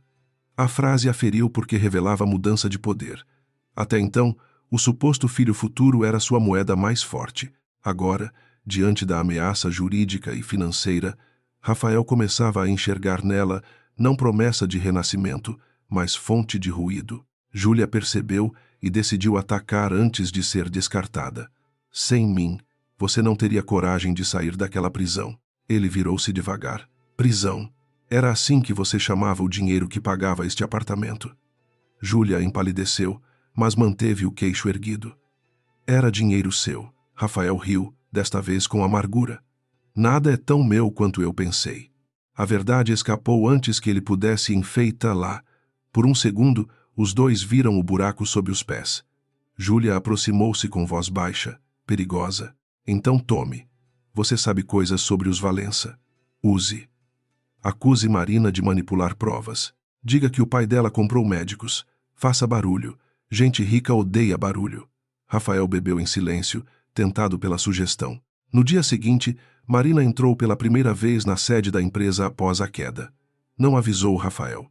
Também não transformou a chegada em espetáculo. O carro parou na garagem privativa e ela subiu pelo elevador interno, acompanhada apenas por Helena, Henrique e 2 seguranças. Usava um vestido preto, simples, sapatos baixos e uma faixa discreta cobrindo parte do pulso machucado. Quando as portas se abriram no andar do conselho, a conversa de assessores cessou como vento cortado. Marina caminhou devagar, mas sem hesitação. Sua fragilidade visível tornava a postura ainda mais imponente, porque ninguém podia confundi-la com encenação. Na sala de reuniões, diretores se levantaram. Alguns por respeito, outros por medo, poucos por vergonha. Marina reconheceu todos os rostos. Sérgio Naves evitou seus olhos. Patrícia Alvim, gerente jurídica que enviara caixas para fora do prédio, sorriu com falsidade cansada. 2 conselheiros independentes demonstraram alívio genuíno ao ver lá. Marina ocupou a cadeira que antes deixava vazia em favor de Rafael, embora tivesse direito a ela desde a fusão inicial. A escolha do assento foi silenciosa e definitiva. Não precisou dizer que retomava seu lugar. Bastou sentar-se onde sempre deveria ter estado. Não vim discutir minha vida pessoal, começou Marina, e sua voz baixa obrigou todos a escutarem com atenção. Vim tratar de continuidade operacional, preservação de provas e reparação de danos corporativos. Quem estiver nesta sala por lealdade a Rafael Duarte terá a oportunidade de sair agora. Quem permanecer aceitará responder perguntas documentadas. Ninguém se levantou. Não por coragem, mas porque todos temiam que a saída fosse uma confissão. Marina abriu a pasta diante de si. A primeira folha trazia números, datas e nomes de consultorias. Era uma arma sem brilho, mas capaz de atravessar armaduras muito mais fortes. A reunião durou 3 horas. Marina não acusou sem base, não elevou a voz, não permitiu interrupções emocionais. Perguntou a Sérgio por que 5 notas fiscais tinham descrições idênticas e valores fracionados. Perguntou a Patrícia por que pareceres internos haviam sido alterados depois da aprovação de pagamentos. Perguntou a um gerente de obras por que medições do Porto Leste divergiam de fotos aéreas feitas por seguradoras. Cada pergunta vinha acompanhada de documento. Cada silêncio abria uma fissura. Os presentes perceberam que Marina não estava descobrindo, estava confirmando. A diferença entre as duas coisas era a diferença entre investigação e sentença. No fim, Sérgio pediu uma conversa reservada. Henrique quis negar, mas Marina permitiu, mantendo Helena na sala. O diretor financeiro parecia envelhecido. Eu assinei porque Rafael disse que era orientação estratégica da família. Marina não piscou. Ele usou meu nome. Sérgio assentiu, derrotado. Disse que a senhora preferia não aparecer. Marina sentiu um gosto amargo. A invisibilidade que ela escolhera por prudência fora transformada por Rafael em ferramenta de fraude. Você sabia que havia algo errado? Sérgio baixou a cabeça. Sabia. Helena anotou. Marina falou com frieza limpa. Então, sua colaboração começa pelo que sabia e pelo que aceitou ignorar. À tarde, Rafael recebeu a notícia de que Marina estivera no prédio e saíra aplaudida discretamente por funcionários do setor técnico. O detalhe do aplauso o enlouqueceu mais do que as notificações. Ele conhecia aqueles engenheiros, homens e mulheres que raramente se emocionavam, sempre cansados, presos a cronogramas e planilhas. A ideia de que a esposa silenciosa conquistara deles respeito real, enquanto ele comprara entusiasmo com bônus e medo, corroeu sua vaidade. Ligou para 3 jornalistas e prometeu revelar perseguição empresarial motivada por disputa familiar. 2 aceitaram ouvi-lo. O terceiro perguntou se ele comentaria a existência de imagens da queda. Rafael desligou. Júlia, por sua vez, encontrou Caio num café distante, usando lenço no cabelo e óculos grandes. Ele chegou atrasado, nervoso, sem beijar. Lá, você está louca de me chamar agora, disse. Júlia apertou a xícara. Preciso saber se você falou com alguém. Caio olhou ao redor. Eu não falei nada. Mas a auditoria chegou aos fornecedores. Se descobrirem as notas da minha empresa, Rafael vai me sacrificar. Júlia inclinou-se. Rafael não sacrifica quem pode feri-lo. Caio riu baixo. Você ainda acha que controla esse jogo? Ela não respondeu. Pela primeira vez, a dúvida sobre quem era o pai tornou-se medo concreto. A investigação avançava pelas mãos de pessoas que Rafael subestimara. Uma analista júnior encontrou mensagens duplicadas num servidor antigo. Um engenheiro aposentado, Álvaro Teles, procurou Helena para contar que fora pressionado a aprovar concreto inferior ao especificado numa obra pública. Uma contadora chamada Lídia Ramos entregou cópias de planilhas escondidas em sua casa depois de meses sofrendo ameaças veladas. Marina recebeu cada depoimento como quem recolhe cacos de uma estrutura quebrada. Não prometia vingança a ninguém. Prometia método. Para vítimas acostumadas ao espetáculo dos poderosos, método parecia uma forma nova de esperança. Álvaro encontrou Marina numa sala pequena do prédio Valença, levando uma pasta antiga, amarrada com elástico. Tinha mãos grossas, olhos cansados e uma dignidade ferida por anos de injustiça. Ele disse que eu estava velho, que confundia normas, que atrasava progresso, contou. Depois espalhou que eu aceitava propina de concorrentes. Marina conhecia o padrão. Destruir a competência do outro para esconder a própria fraude. O senhor guardou os relatórios originais. Álvaro empurrou a pasta. Guardei porque minha neta disse que um dia alguém ia querer a verdade. Marina tocou a capa com respeito. Sua neta estava certa. Lídia foi mais difícil. Chegou tremendo, recusou água, sentou-se de costas para a parede e só falou depois que Marina dispensou todos os homens da sala, deixando apenas Helena. Contou que Rafael exigia ajustes em pagamentos, que Patrícia validava pareceres, que Sérgio fechava os olhos e que Júlia recebera valores sob o nome de consultoria de imagem. Contou também que, semanas antes da queda, Rafael pedira simulações de divisão patrimonial caso Marina fosse considerada incapaz temporariamente. Helena parou de escrever por um segundo. Marina não mudou o rosto. Por dentro, porém, algo gelado se instalou. A escada talvez não tivesse sido impulso puro. Essa hipótese alterou o peso da guerra. Se Rafael apenas perdera o controle, responderia por violência e tentativa de acobertamento. Se preparara terreno para explorar uma incapacidade médica ou emocional, havia premeditação patrimonial. Marina passou a noite revisando cronologias. A dispensa de Clara, a visita de Júlia ao escritório, o acordo abusivo pronto, a tentativa de apagar câmeras, o vídeo de marido impedido. Cada peça ainda não provava o plano inteiro, mas formava uma sombra grande demais para ser ignorada. Marina sentiu medo outra vez, não do homem que a empurrara, mas do homem que talvez a tivesse estudado como obstáculo removível. Rafael percebeu tarde que seus aliados estavam mudando de lado. Patrícia não atendia. Sérgio enviava respostas formais. O subsecretário negava intimidade além de encontros institucionais. Júlia cobrava decisões, dinheiro e proteção. A imprensa já não aceitava sua versão com a mesma facilidade.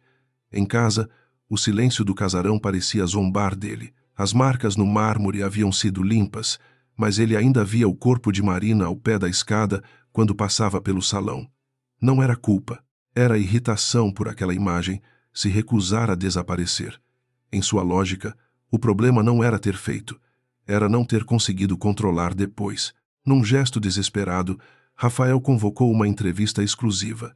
Sentou-se diante de uma câmera em seu escritório, com livros jurídicos ao fundo e a voz trabalhada para soar ferida. Falou em amor, em casamento complexo, em interferência familiar, em uma esposa cercada por pessoas que não queriam reconciliação. Disse que Marina sempre fora brilhante, mas emocionalmente vulnerável, e que a família Valença agora usava sua fragilidade para tomar uma empresa que ele ajudara a erguer. Foi sua melhor atuação. Também foi o erro que Marina esperava. Ao chamar fragilidade de prova, Rafael abriu a porta para que a força dela entrasse documentada. Helena assistiu à entrevista ao lado de Marina, Henrique e Augusto. Quando Rafael mencionou reconciliação, Henrique soltou uma risada sem humor. Quando falou em fragilidade, Augusto fechou os olhos. Marina permaneceu imóvel até o fim. Depois, pediu que a equipe separasse 3 conjuntos de resposta.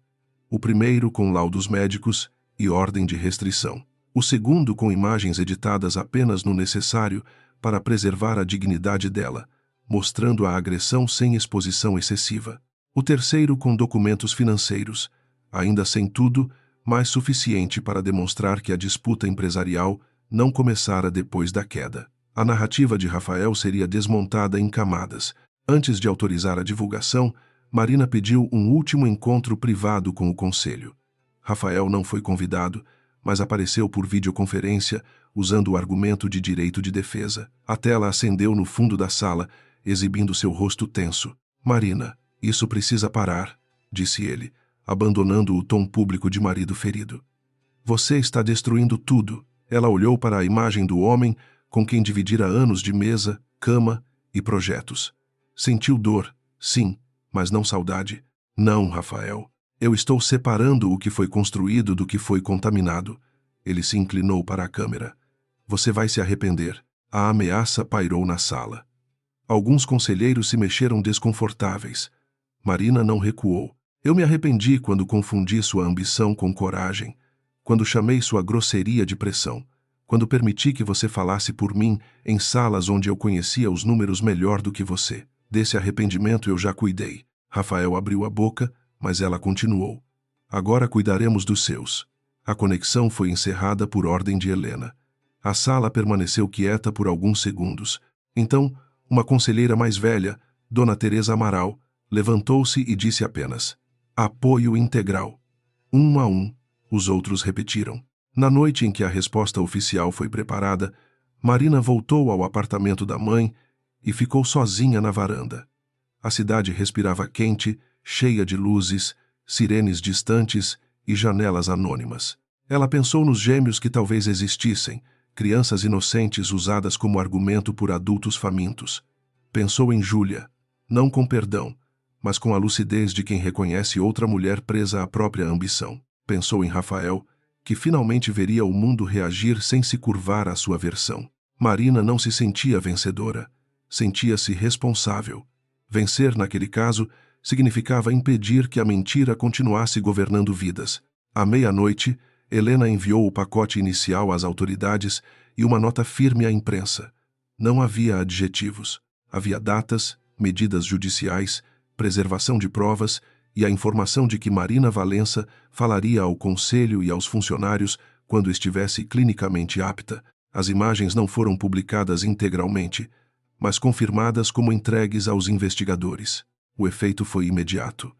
O vídeo de Rafael, antes recebido com simpatia por alguns, passou a parecer ensaio de manipulação. Jornalistas pediram explicações sobre documentos de separação. Bancos exigiram auditoria externa. Fornecedores revisaram contratos. A rede de Rafael começou a rasgar pelos próprios nós. No apartamento de Júlia, o telefone não parava. Mensagens de amigas curiosas, de repórteres invasivos, de Caio exigindo silêncio e de Rafael pedindo que ela não saísse. Ela sentou-se no chão do banheiro, segurando o exame entre os dedos, e pela primeira vez sentiu que a história que inventara para subir poderia esmagá-la. Os supostos gêmeos já não bastavam para garantir palácio algum. Se a paternidade fosse questionada, se os pagamentos aparecessem, se Rafael a entregasse para salvar a si mesmo, ela não seria rainha de nada.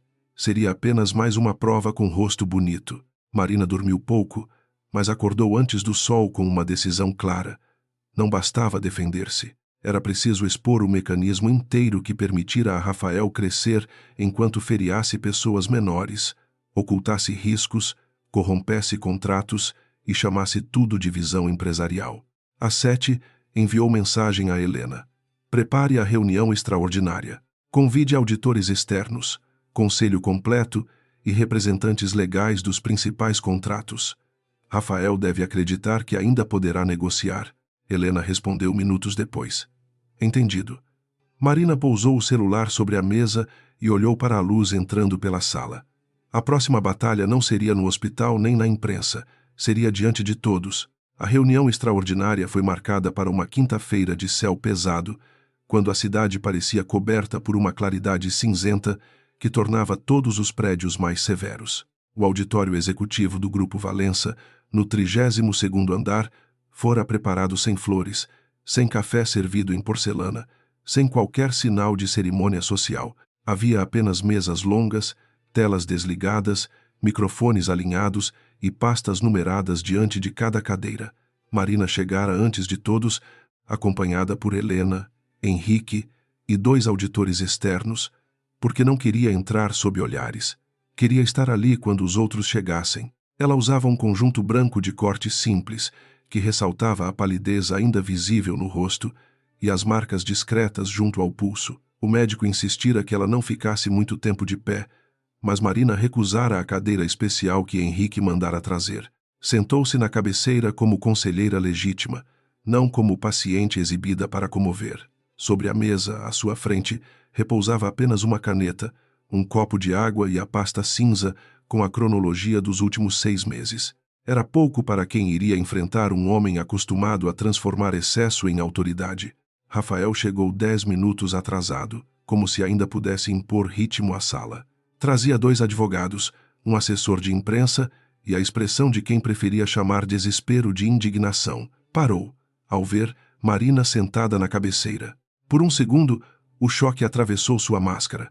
Ele esperava encontrar-la abatida, talvez cercada pelo pai, talvez falando por intermediários. Em vez disso, viu a mulher que empurrara do alto da escada, olhando para ele com a serenidade de quem já ultrapassara o medo. Rafael compreendeu, tarde demais, que a queda não a expulsara do jogo, apenas mudara as regras. Esta reunião é irregular, declarou um dos advogados dele, antes mesmo de se sentar. Helena ergueu os olhos da pasta, sem pressa.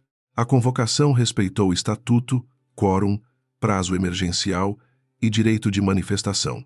Sua objeção será registrada. A resposta, tão seca quanto perfeita, retirou do advogado o palco que ele buscava. Rafael puxou a cadeira com força, produzindo um som áspero no piso. Marina não reagiu. Sabia que ele queria arrancar dela uma faísca, qualquer sinal de ressentimento, qualquer emoção que pudesse ser usada para pintar aquela reunião como vingança conjugal. Ela lhe daria apenas fatos. Augusto Valença entrou por último, não para presidir, mas para assistir. Sua presença fez os conselheiros se endireitarem. Ele ocupou uma cadeira lateral, longe da cabeceira, deixando claro que a condução seria de Marina. Esse gesto simples provocou mais desconforto em Rafael do que uma acusação pública. Durante anos, ele se convencera de que Augusto manipulava tudo por trás da filha. Agora, via o patriarca recuar, para que ela ocupasse a luz inteira. A mentira que sustentara sua arrogância começava a desabar não por gritos, mas por uma distribuição silenciosa de lugares. Marina abriu a reunião com voz firme. Estamos aqui para tratar de 3 frentes: violência e coação patrimonial, fraude corporativa e risco de corrupção em contratos públicos. Nenhum desses temas será confundido com drama familiar. Rafael soltou uma risada curta. Você fala como se nossa vida pudesse ser separada em planilhas. Marina olhou para ele pela primeira vez desde sua entrada. Foi você quem tentou transformar nossa vida em um contrato de renúncia assinado sob ameaça. Um murmúrio percorreu a sala. Helena deslizou a primeira cópia do documento pela mesa e os conselheiros inclinaram-se para ler. A pasta de couro encontrada no casarão surgia agora em fotos, laudos de preservação e análise jurídica. Havia cláusulas que transferiam poderes administrativos para Rafael, renúncia de Marina a questionamentos futuros, confidencialidade severa e previsão de penalidade caso ela envolvesse familiares. O documento tinha data anterior à queda, mas fora impresso poucas horas antes do confronto. Rafael tentou interromper, dizendo que se tratava de proposta inicial, comum em separações difíceis. Marina permitiu que falasse até o fim. Depois, mostrou mensagens entre ele e Patrícia, nas quais pedia uma versão mais dura, porque Marina precisava assinar antes de consultar o pai. Patrícia Alvim, sentada ao fundo por intimação interna, perdeu a cor. Havia se oferecido para colaborar 2 dias antes, mas ainda esperava preservar alguma dignidade. Agora, via seu nome projetado numa tela diante de pessoas que antes a cumprimentavam nos corredores. Marina não a olhou com crueldade.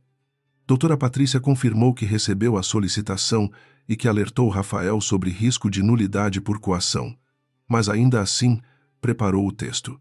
Patrícia baixou os olhos. Rafael virou-se para ela como se tivesse sido traído, embora a tivesse escolhido justamente por saber que ela obedecia quando a ética atrapalhava. Em seguida, Helena solicitou a exibição do trecho preservado da gravação da escada.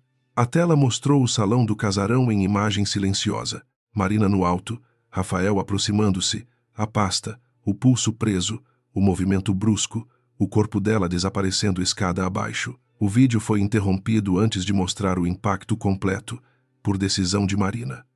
Mesmo assim, a sala endureceu. Uma conselheira levou a mão à boca. Sérgio Naves abaixou a cabeça. Rafael ficou imóvel, não por remorso, mas porque sabia que nenhuma frase elegante conseguiria transformar aquelas imagens em acidente convincente diante de pessoas que tinham olhos. Eu perdi o controle por 1 segundo, disse ele, a voz mais baixa. Foi uma discussão íntima, terrível, mas íntima. Isso não tem relação com a empresa. Marina respirou devagar. A frase era esperada. Tem relação com a empresa quando, minutos depois, você tentou apagar imagens do sistema de segurança, enquanto eu estava inconsciente no piso inferior. Tem relação com a empresa quando a discussão aconteceu porque você exigia minha assinatura em documentos societários. Tem relação com a empresa quando sua versão pública usou minha suposta instabilidade para sustentar uma narrativa de disputa de controle. Cada sentença fechava uma porta. Rafael olhou para Augusto, buscando nele um inimigo mais familiar. O senhor deixou sua filha vir aqui nesse estado para me destruir. Augusto não se moveu. Minha filha não precisa da minha permissão para reconhecer um criminoso. A palavra atravessou a sala como vidro partido. Um dos advogados de Rafael protestou imediatamente.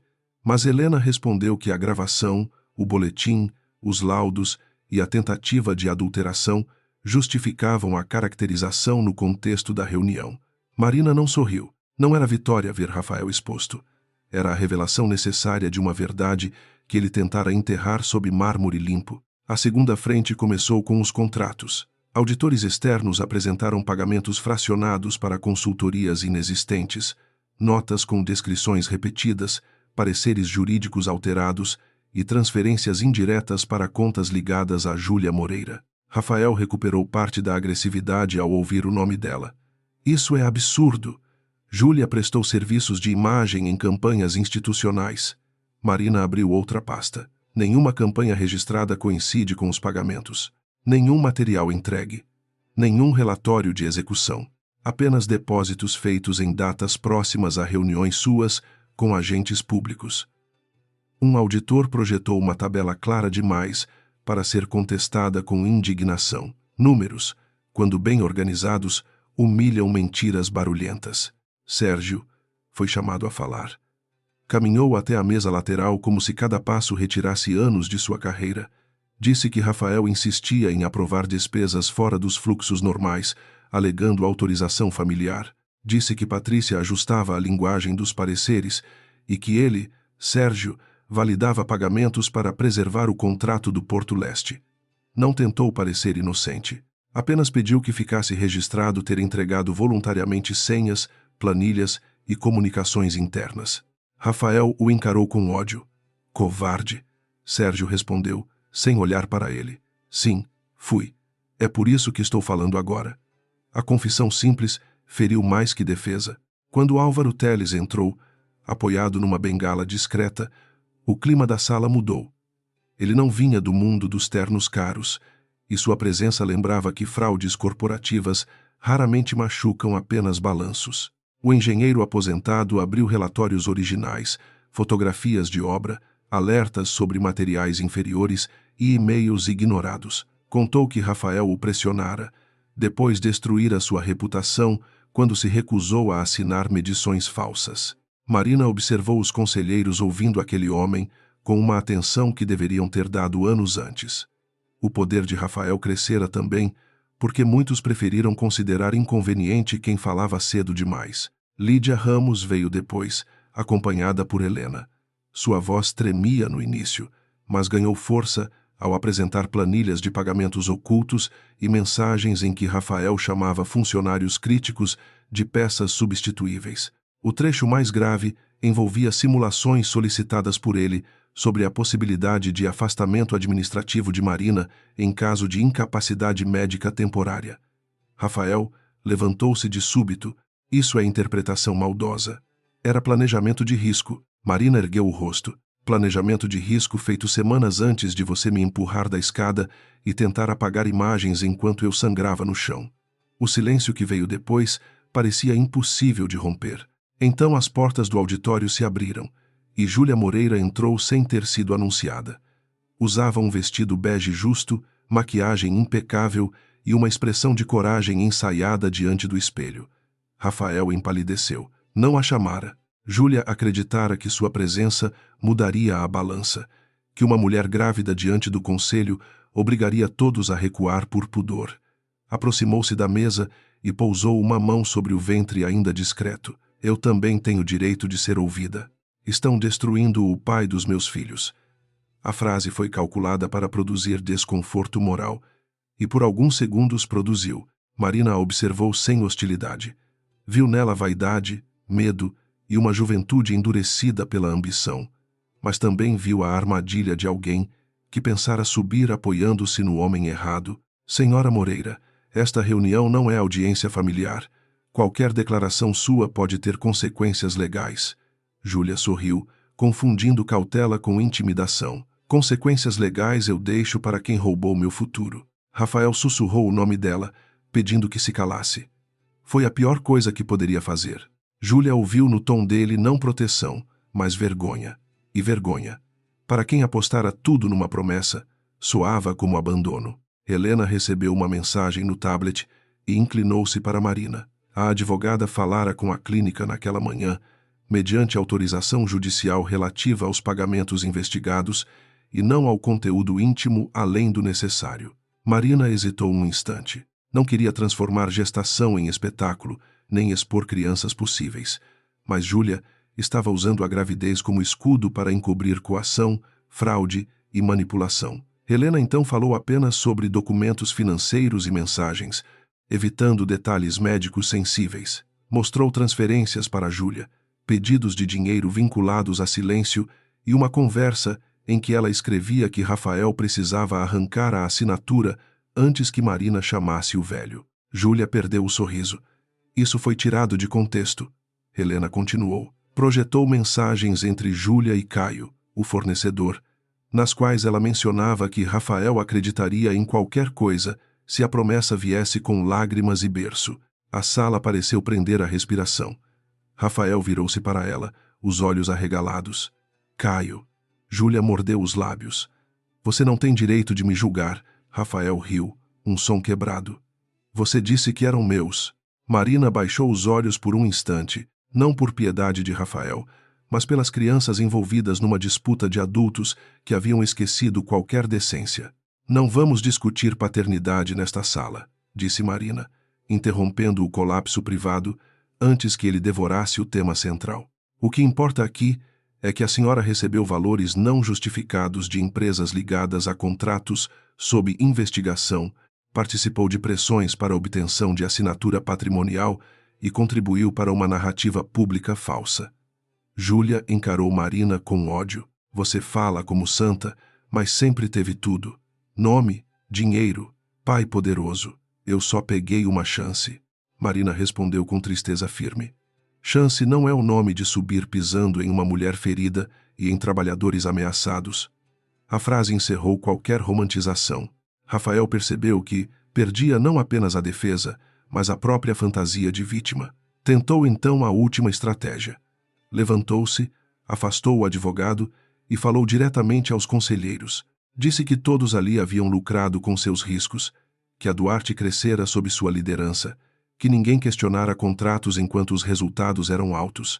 Acusou Augusto de hipocrisia, Henrique de ciúme e Marina de ter esperado uma falha pessoal para tomar tudo. Sua voz ganhou força e, por um breve minuto, o antigo Rafael apareceu, magnético, indignado, capaz de fazer homens cansados confundirem volume com verdade. Mas o encanto já estava rachado. Marina esperou. Quando ele terminou, ela fez uma pergunta simples. Quantas pessoas precisaram ser destruídas para que você chamasse isso de liderança? Rafael piscou, sem resposta. Ela continuou. Álvaro perdeu reputação. Lídia perdeu noites de sono. Clara perdeu emprego. Funcionários assinaram documentos sob ameaça. Bancos foram enganados. Órgãos públicos foram contaminados. Eu fui empurrada de uma escada porque me recusei a assinar sua fuga. Você não liderou. Você ocupou espaço usando medo como cimento. A metáfora, dita sem ornamento, pareceu devolver aos presentes a dimensão humana escondida atrás das planilhas. Nesse momento, as portas se abriram novamente, desta vez com autorização formal. 2 investigadores da Polícia Econômica entraram acompanhados por uma promotora de justiça. Não havia espetáculo, apenas identificação funcional, mandados e uma ordem de busca, relativa a arquivos digitais preservados no prédio. Rafael olhou para Helena, depois para Marina, compreendendo que a reunião nunca fora apenas interna, fora o ponto de convergência entre depoimentos, documentos e autoridades. O advogado dele levantou-se imediatamente, exigindo acesso aos mandados. A promotora respondeu com educação firme. Rafael tentou pegar o celular, mas um investigador informou que aparelhos vinculados à investigação seriam recolhidos. Lá embaixo, na avenida diante do prédio, a chegada da comitiva Valença já atraíra jornalistas. Não era uma carreata vulgar, mas a visão de vários carros pretos, advogados, auditores e representantes legais entrando em sequência, bastou para criar a imagem que Rafael jamais esqueceria. Ele, que imaginara ser o centro de uma dinastia nova, via agora o tamanho real da família que escolhera subestimar. O poder dos Valença não estava apenas nos veículos, no dinheiro ou nos seguranças. Estava na paciência com que haviam deixado cada prova encontrar seu lugar antes de fechar a rede. Júlia tentou sair discretamente, mas Helena a chamou pelo nome. Senhora Moreira, sua presença foi registrada. Recomendamos que aguarde orientação de seu advogado. Júlia ergueu o queixo, mas os olhos denunciavam pânico. Rafael olhou para ela sem amor, sem desejo, sem sequer a ilusão que o levara até ali. Viu apenas uma cúmplice inconveniente que talvez também o tivesse enganado. Júlia viu nele o mesmo. A aliança construída sobre traição dissolveu-se sem drama, porque nunca tivera confiança suficiente para resistir à primeira ameaça de queda. Ambos estavam sozinhos, lado a lado, cercados por verdades que haviam ajudado a fabricar. A promotora solicitou que Rafael a acompanhasse para prestar esclarecimentos. Ele não estava preso naquele momento, mas a liberdade de antes havia acabado. Ao passar por Marina, parou e baixou a voz. Você podia ter evitado isso. Marina levantou-se com cuidado, sentindo a costela reclamar, mas recusando permanecer sentada diante daquela última tentativa de inversão. Eu evitei por tempo demais. Rafael quis responder, porém não encontrou frase que não parecesse pequena diante da sala inteira. Seguiu com os investigadores, os ombros rígidos, ainda tentando caminhar como homem importante. Às vezes, a ruína conserva postura por alguns metros. Depois que ele saiu, ninguém aplaudiu. Marina não permitiria que aquilo se transformasse em celebração. Havia danos demais, pessoas demais a reparar, contratos demais a purificar. Augusto aproximou-se da filha e perguntou baixo se ela precisava se sentar. Marina assentiu, aceitando pela primeira vez ajuda sem sentir que isso diminuía sua força. Henrique trouxe a cadeira. Helena recolheu as pastas em ordem. A reunião continuaria com medidas práticas, substituição temporária de gestão, cooperação formal com autoridades, proteção a denunciantes e comunicação transparente ao mercado. A justiça, Marina sabia, não terminava quando o culpado saía da sala. Ao anoitecer, a notícia já se espalhara. Rafael Duarte presta esclarecimentos em investigação envolvendo agressão, fraude e contratos públicos.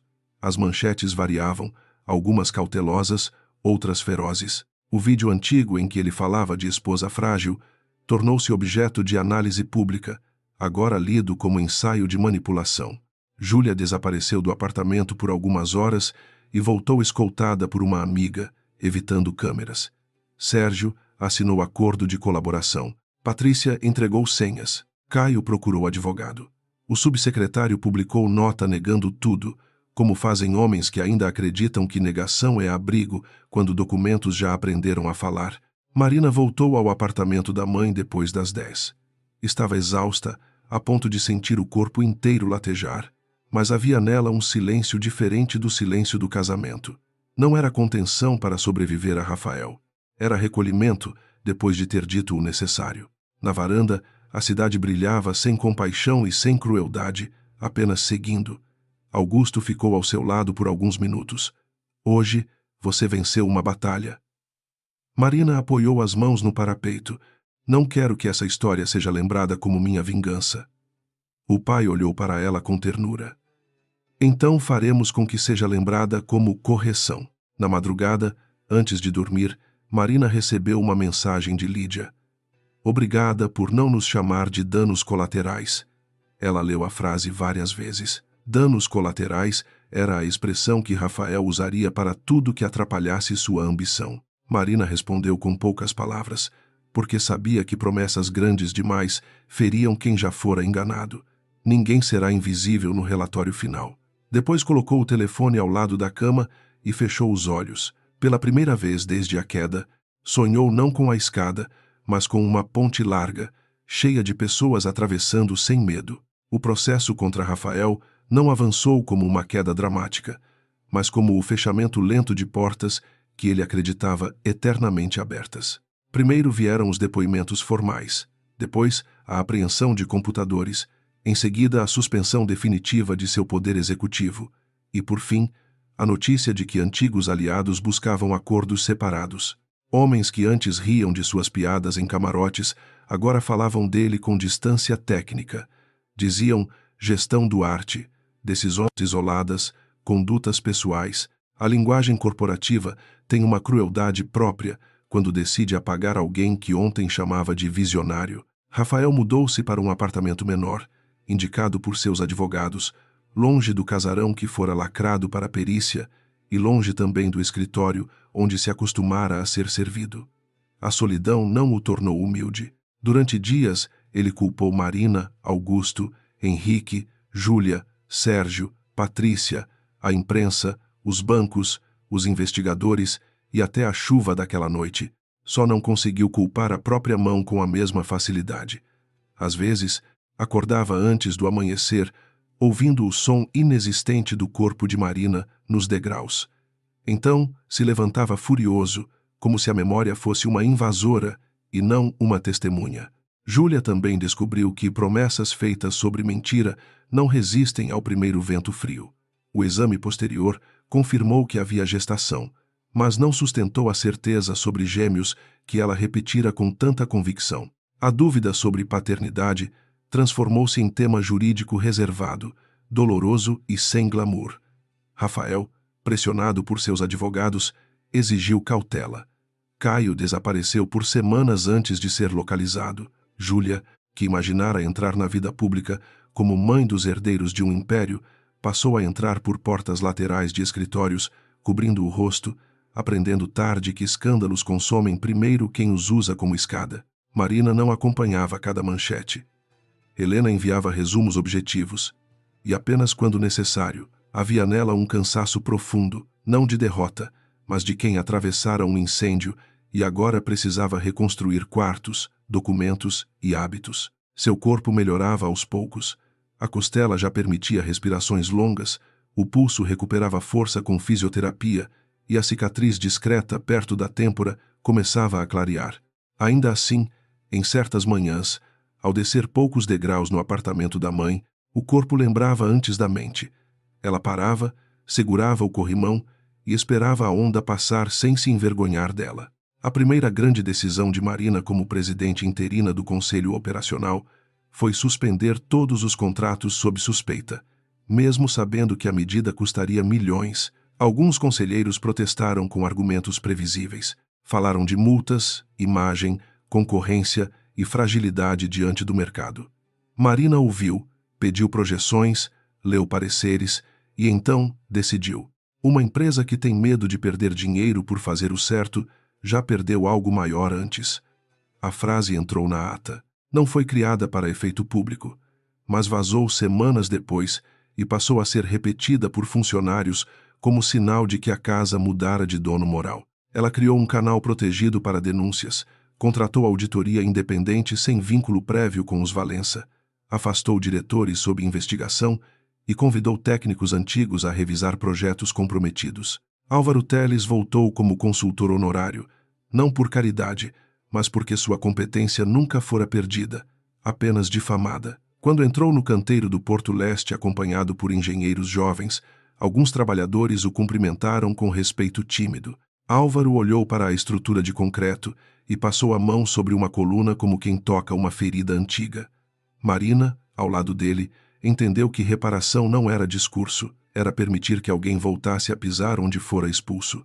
Clara Menezes recebeu indenização, retratação formal e convite para trabalhar na Fundação Social da Família, mas aceitou apenas depois de impor uma condição. Não queria ser lembrada como a empregada que viu a amante entrar. Queria coordenar um programa de apoio a funcionários domésticos dispensados sem defesa por patrões poderosos. Marina aceitou imediatamente. Viu naquela exigência uma sabedoria que nenhum conselho de administração ensinava. Pessoas feridas pela injustiça às vezes não pedem conforto, pedem ferramentas para impedir que a mesma injustiça encontre outra pessoa sozinha na cozinha, no corredor, no quarto dos fundos ou atrás de uma porta que ninguém escuta. Lídia Ramos tornou-se peça central na reorganização financeira. No começo, tremia sempre que um homem elevava a voz numa reunião. Marina percebeu e passou a interromper qualquer gesto de intimidação antes que se completasse.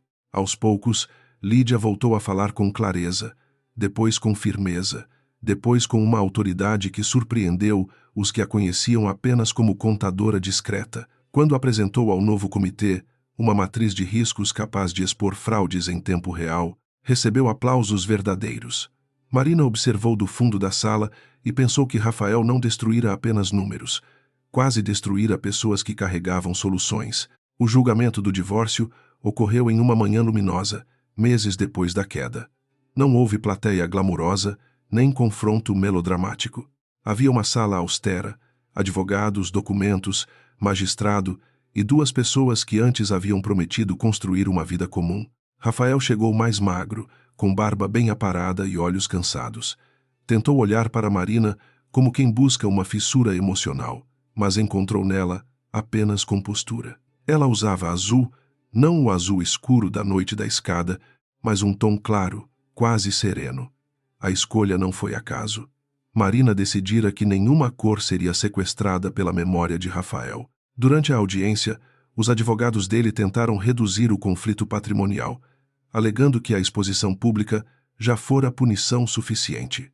Helena respondeu com a paciência de quem não confunde vergonha com justiça.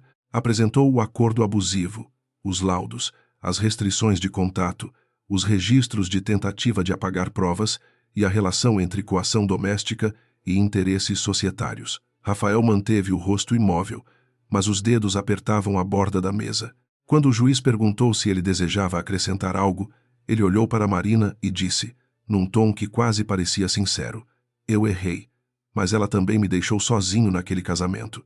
A frase produziu um silêncio curto. Marina pediu permissão para falar. O juiz assentiu. Ela não olhou para Helena, nem para Augusto, que aguardava do lado de fora, nem para Henrique, sentado na última fileira. Olhou para Rafael. Solidão não empurra ninguém de uma escada. Ambição não obriga ninguém a mentir. Frustração não falsifica contratos. Você pode ter sido infeliz, Rafael. Eu também fui. A diferença é que eu tentei sair da dor sem transformar outras pessoas em degraus. Não houve grito, nem lágrima. Apenas a colocação exata de uma fronteira que ele jamais voltaria a atravessar. O divórcio foi decretado com termos favoráveis à proteção de Marina. Anulação de qualquer documento assinado sob pressão ou relacionado à tentativa de coação e preservação das ações necessárias às investigações criminais e cíveis. Rafael saiu da sala antes dela, acompanhado por advogados, evitando câmeras no corredor.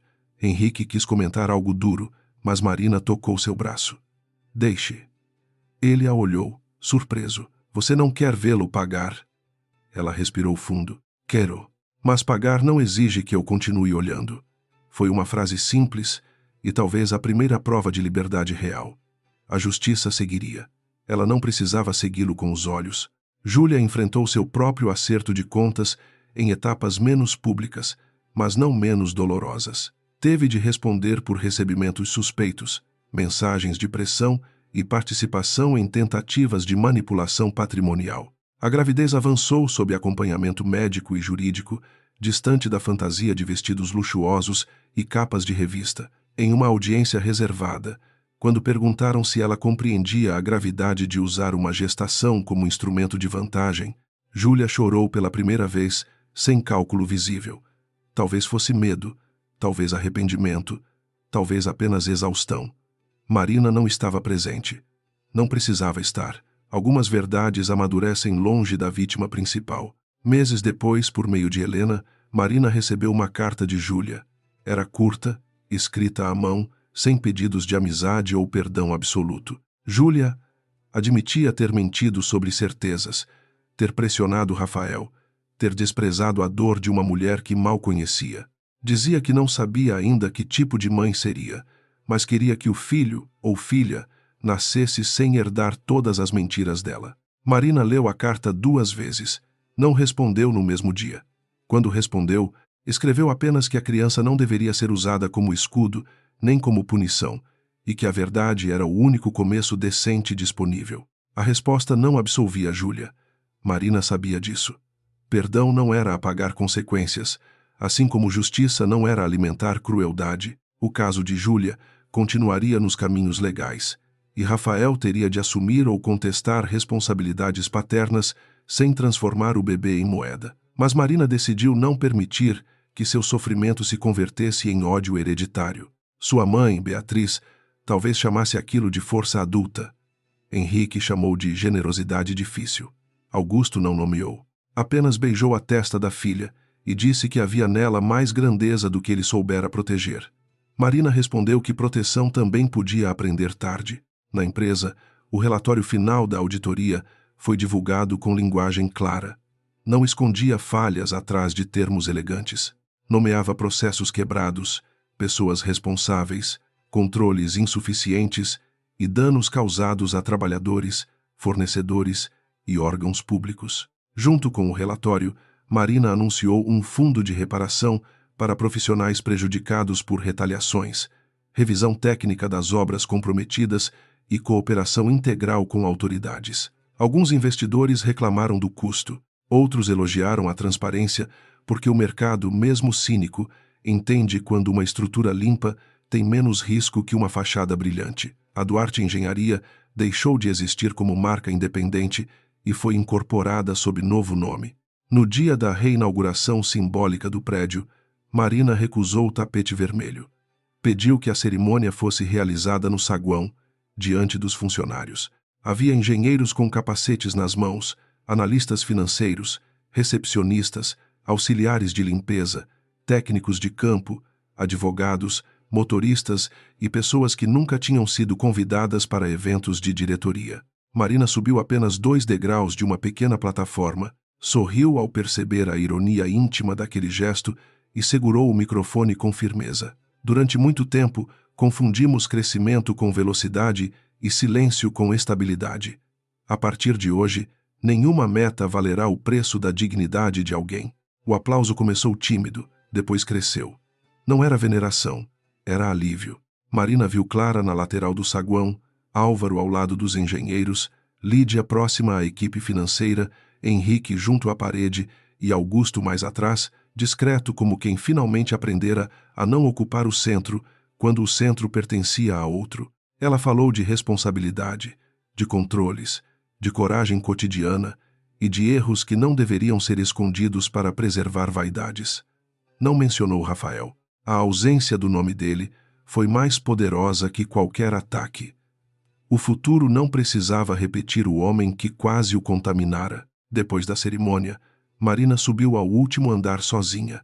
O escritório que um dia fora de Rafael havia sido desmontado. No lugar de móveis escuros e troféus de vaidade, havia uma mesa clara, plantas, obras de artistas brasileiros e uma grande janela voltada para a cidade. Marina não pretendia trabalhar ali todos os dias, mas quis entrar antes de decidir seu uso. Caminhou até a janela e viu abaixo a avenida movimentada.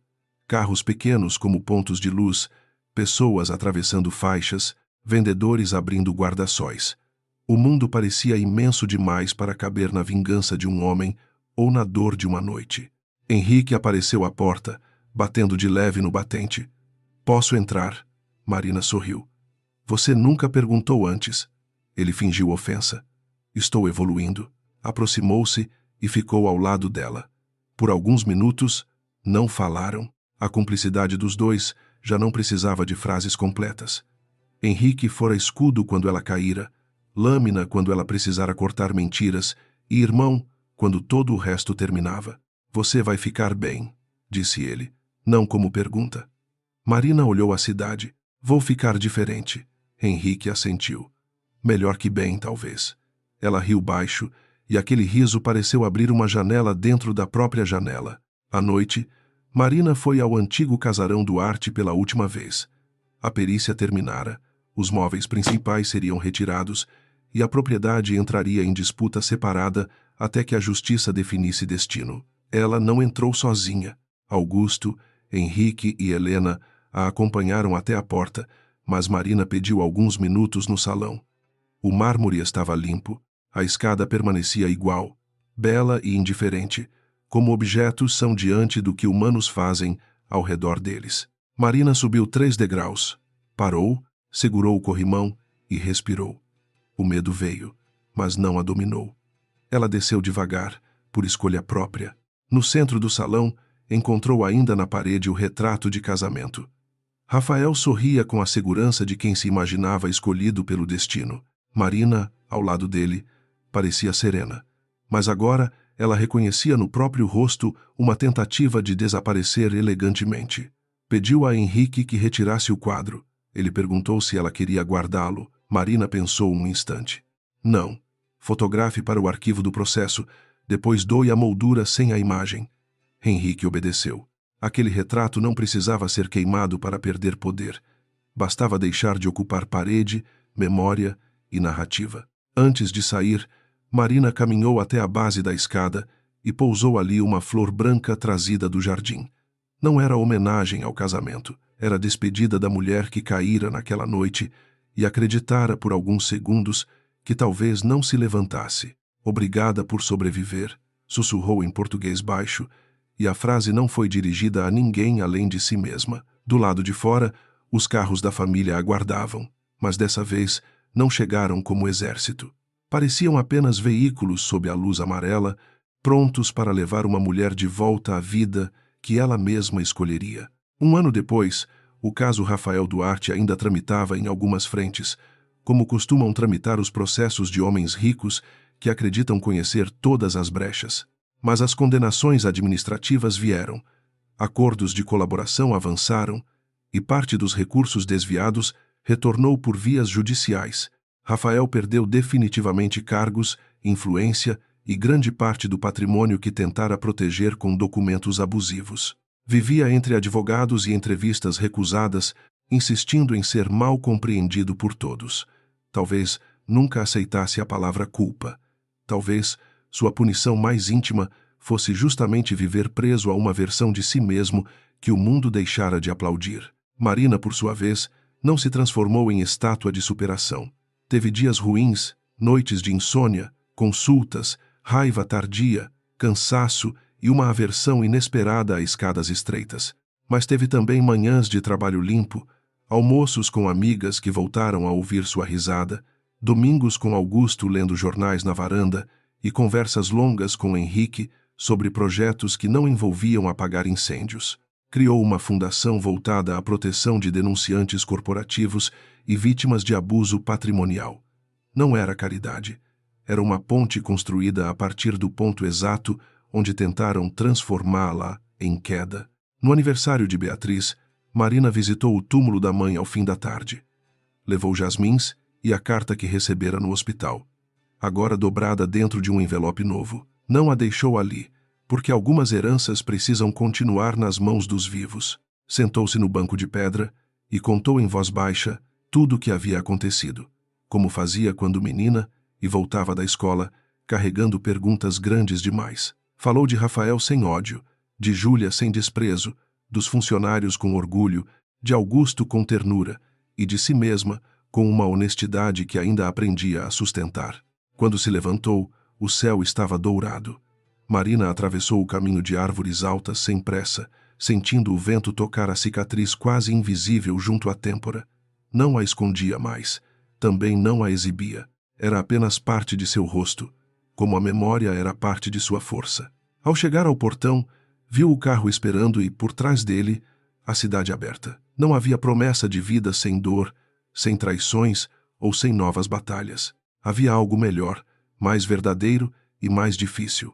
Havia a certeza de que ela nunca mais confundiria paz com silêncio imposto. Na manhã seguinte, Marina subiu os degraus do prédio Valença, diante de uma equipe inteira reunida para anunciar novos projetos de infraestrutura ética e habitação segura. Câmeras registraram sua chegada, mas ela não olhou para elas. Olhou para as pessoas esperando na entrada, para Clara com uma pasta de propostas, para Lídia com relatórios, para Álvaro conversando com jovens engenheiros, para Henrique sorrindo de braços cruzados e para Augusto, que desta vez aplaudiu primeiro. Marina parou no último degrau e sentiu o corpo lembrar a escada antiga. Então avançou. Não por coragem sem medo, mas por coragem apesar dele. Lá dentro, antes de iniciar a reunião, ela abriu a janela da sala principal. O ar da cidade entrou carregado de ruído, vida e possibilidades. Marina apoiou as mãos na mesa clara e viu, refletida no vidro, não a esposa decorativa que Rafael inventara, nem a herdeira silenciosa que o mundo subestimara, mas uma mulher inteira, feita de inteligência, cicatriz, compaixão e limite. O erro terrível de Rafael não fora apenas empurrá-la, fora acreditar que uma queda definiria o fim dela. Marina Valença, porém, transformara o degrau mais escuro de sua vida no primeiro passo de sua própria justiça.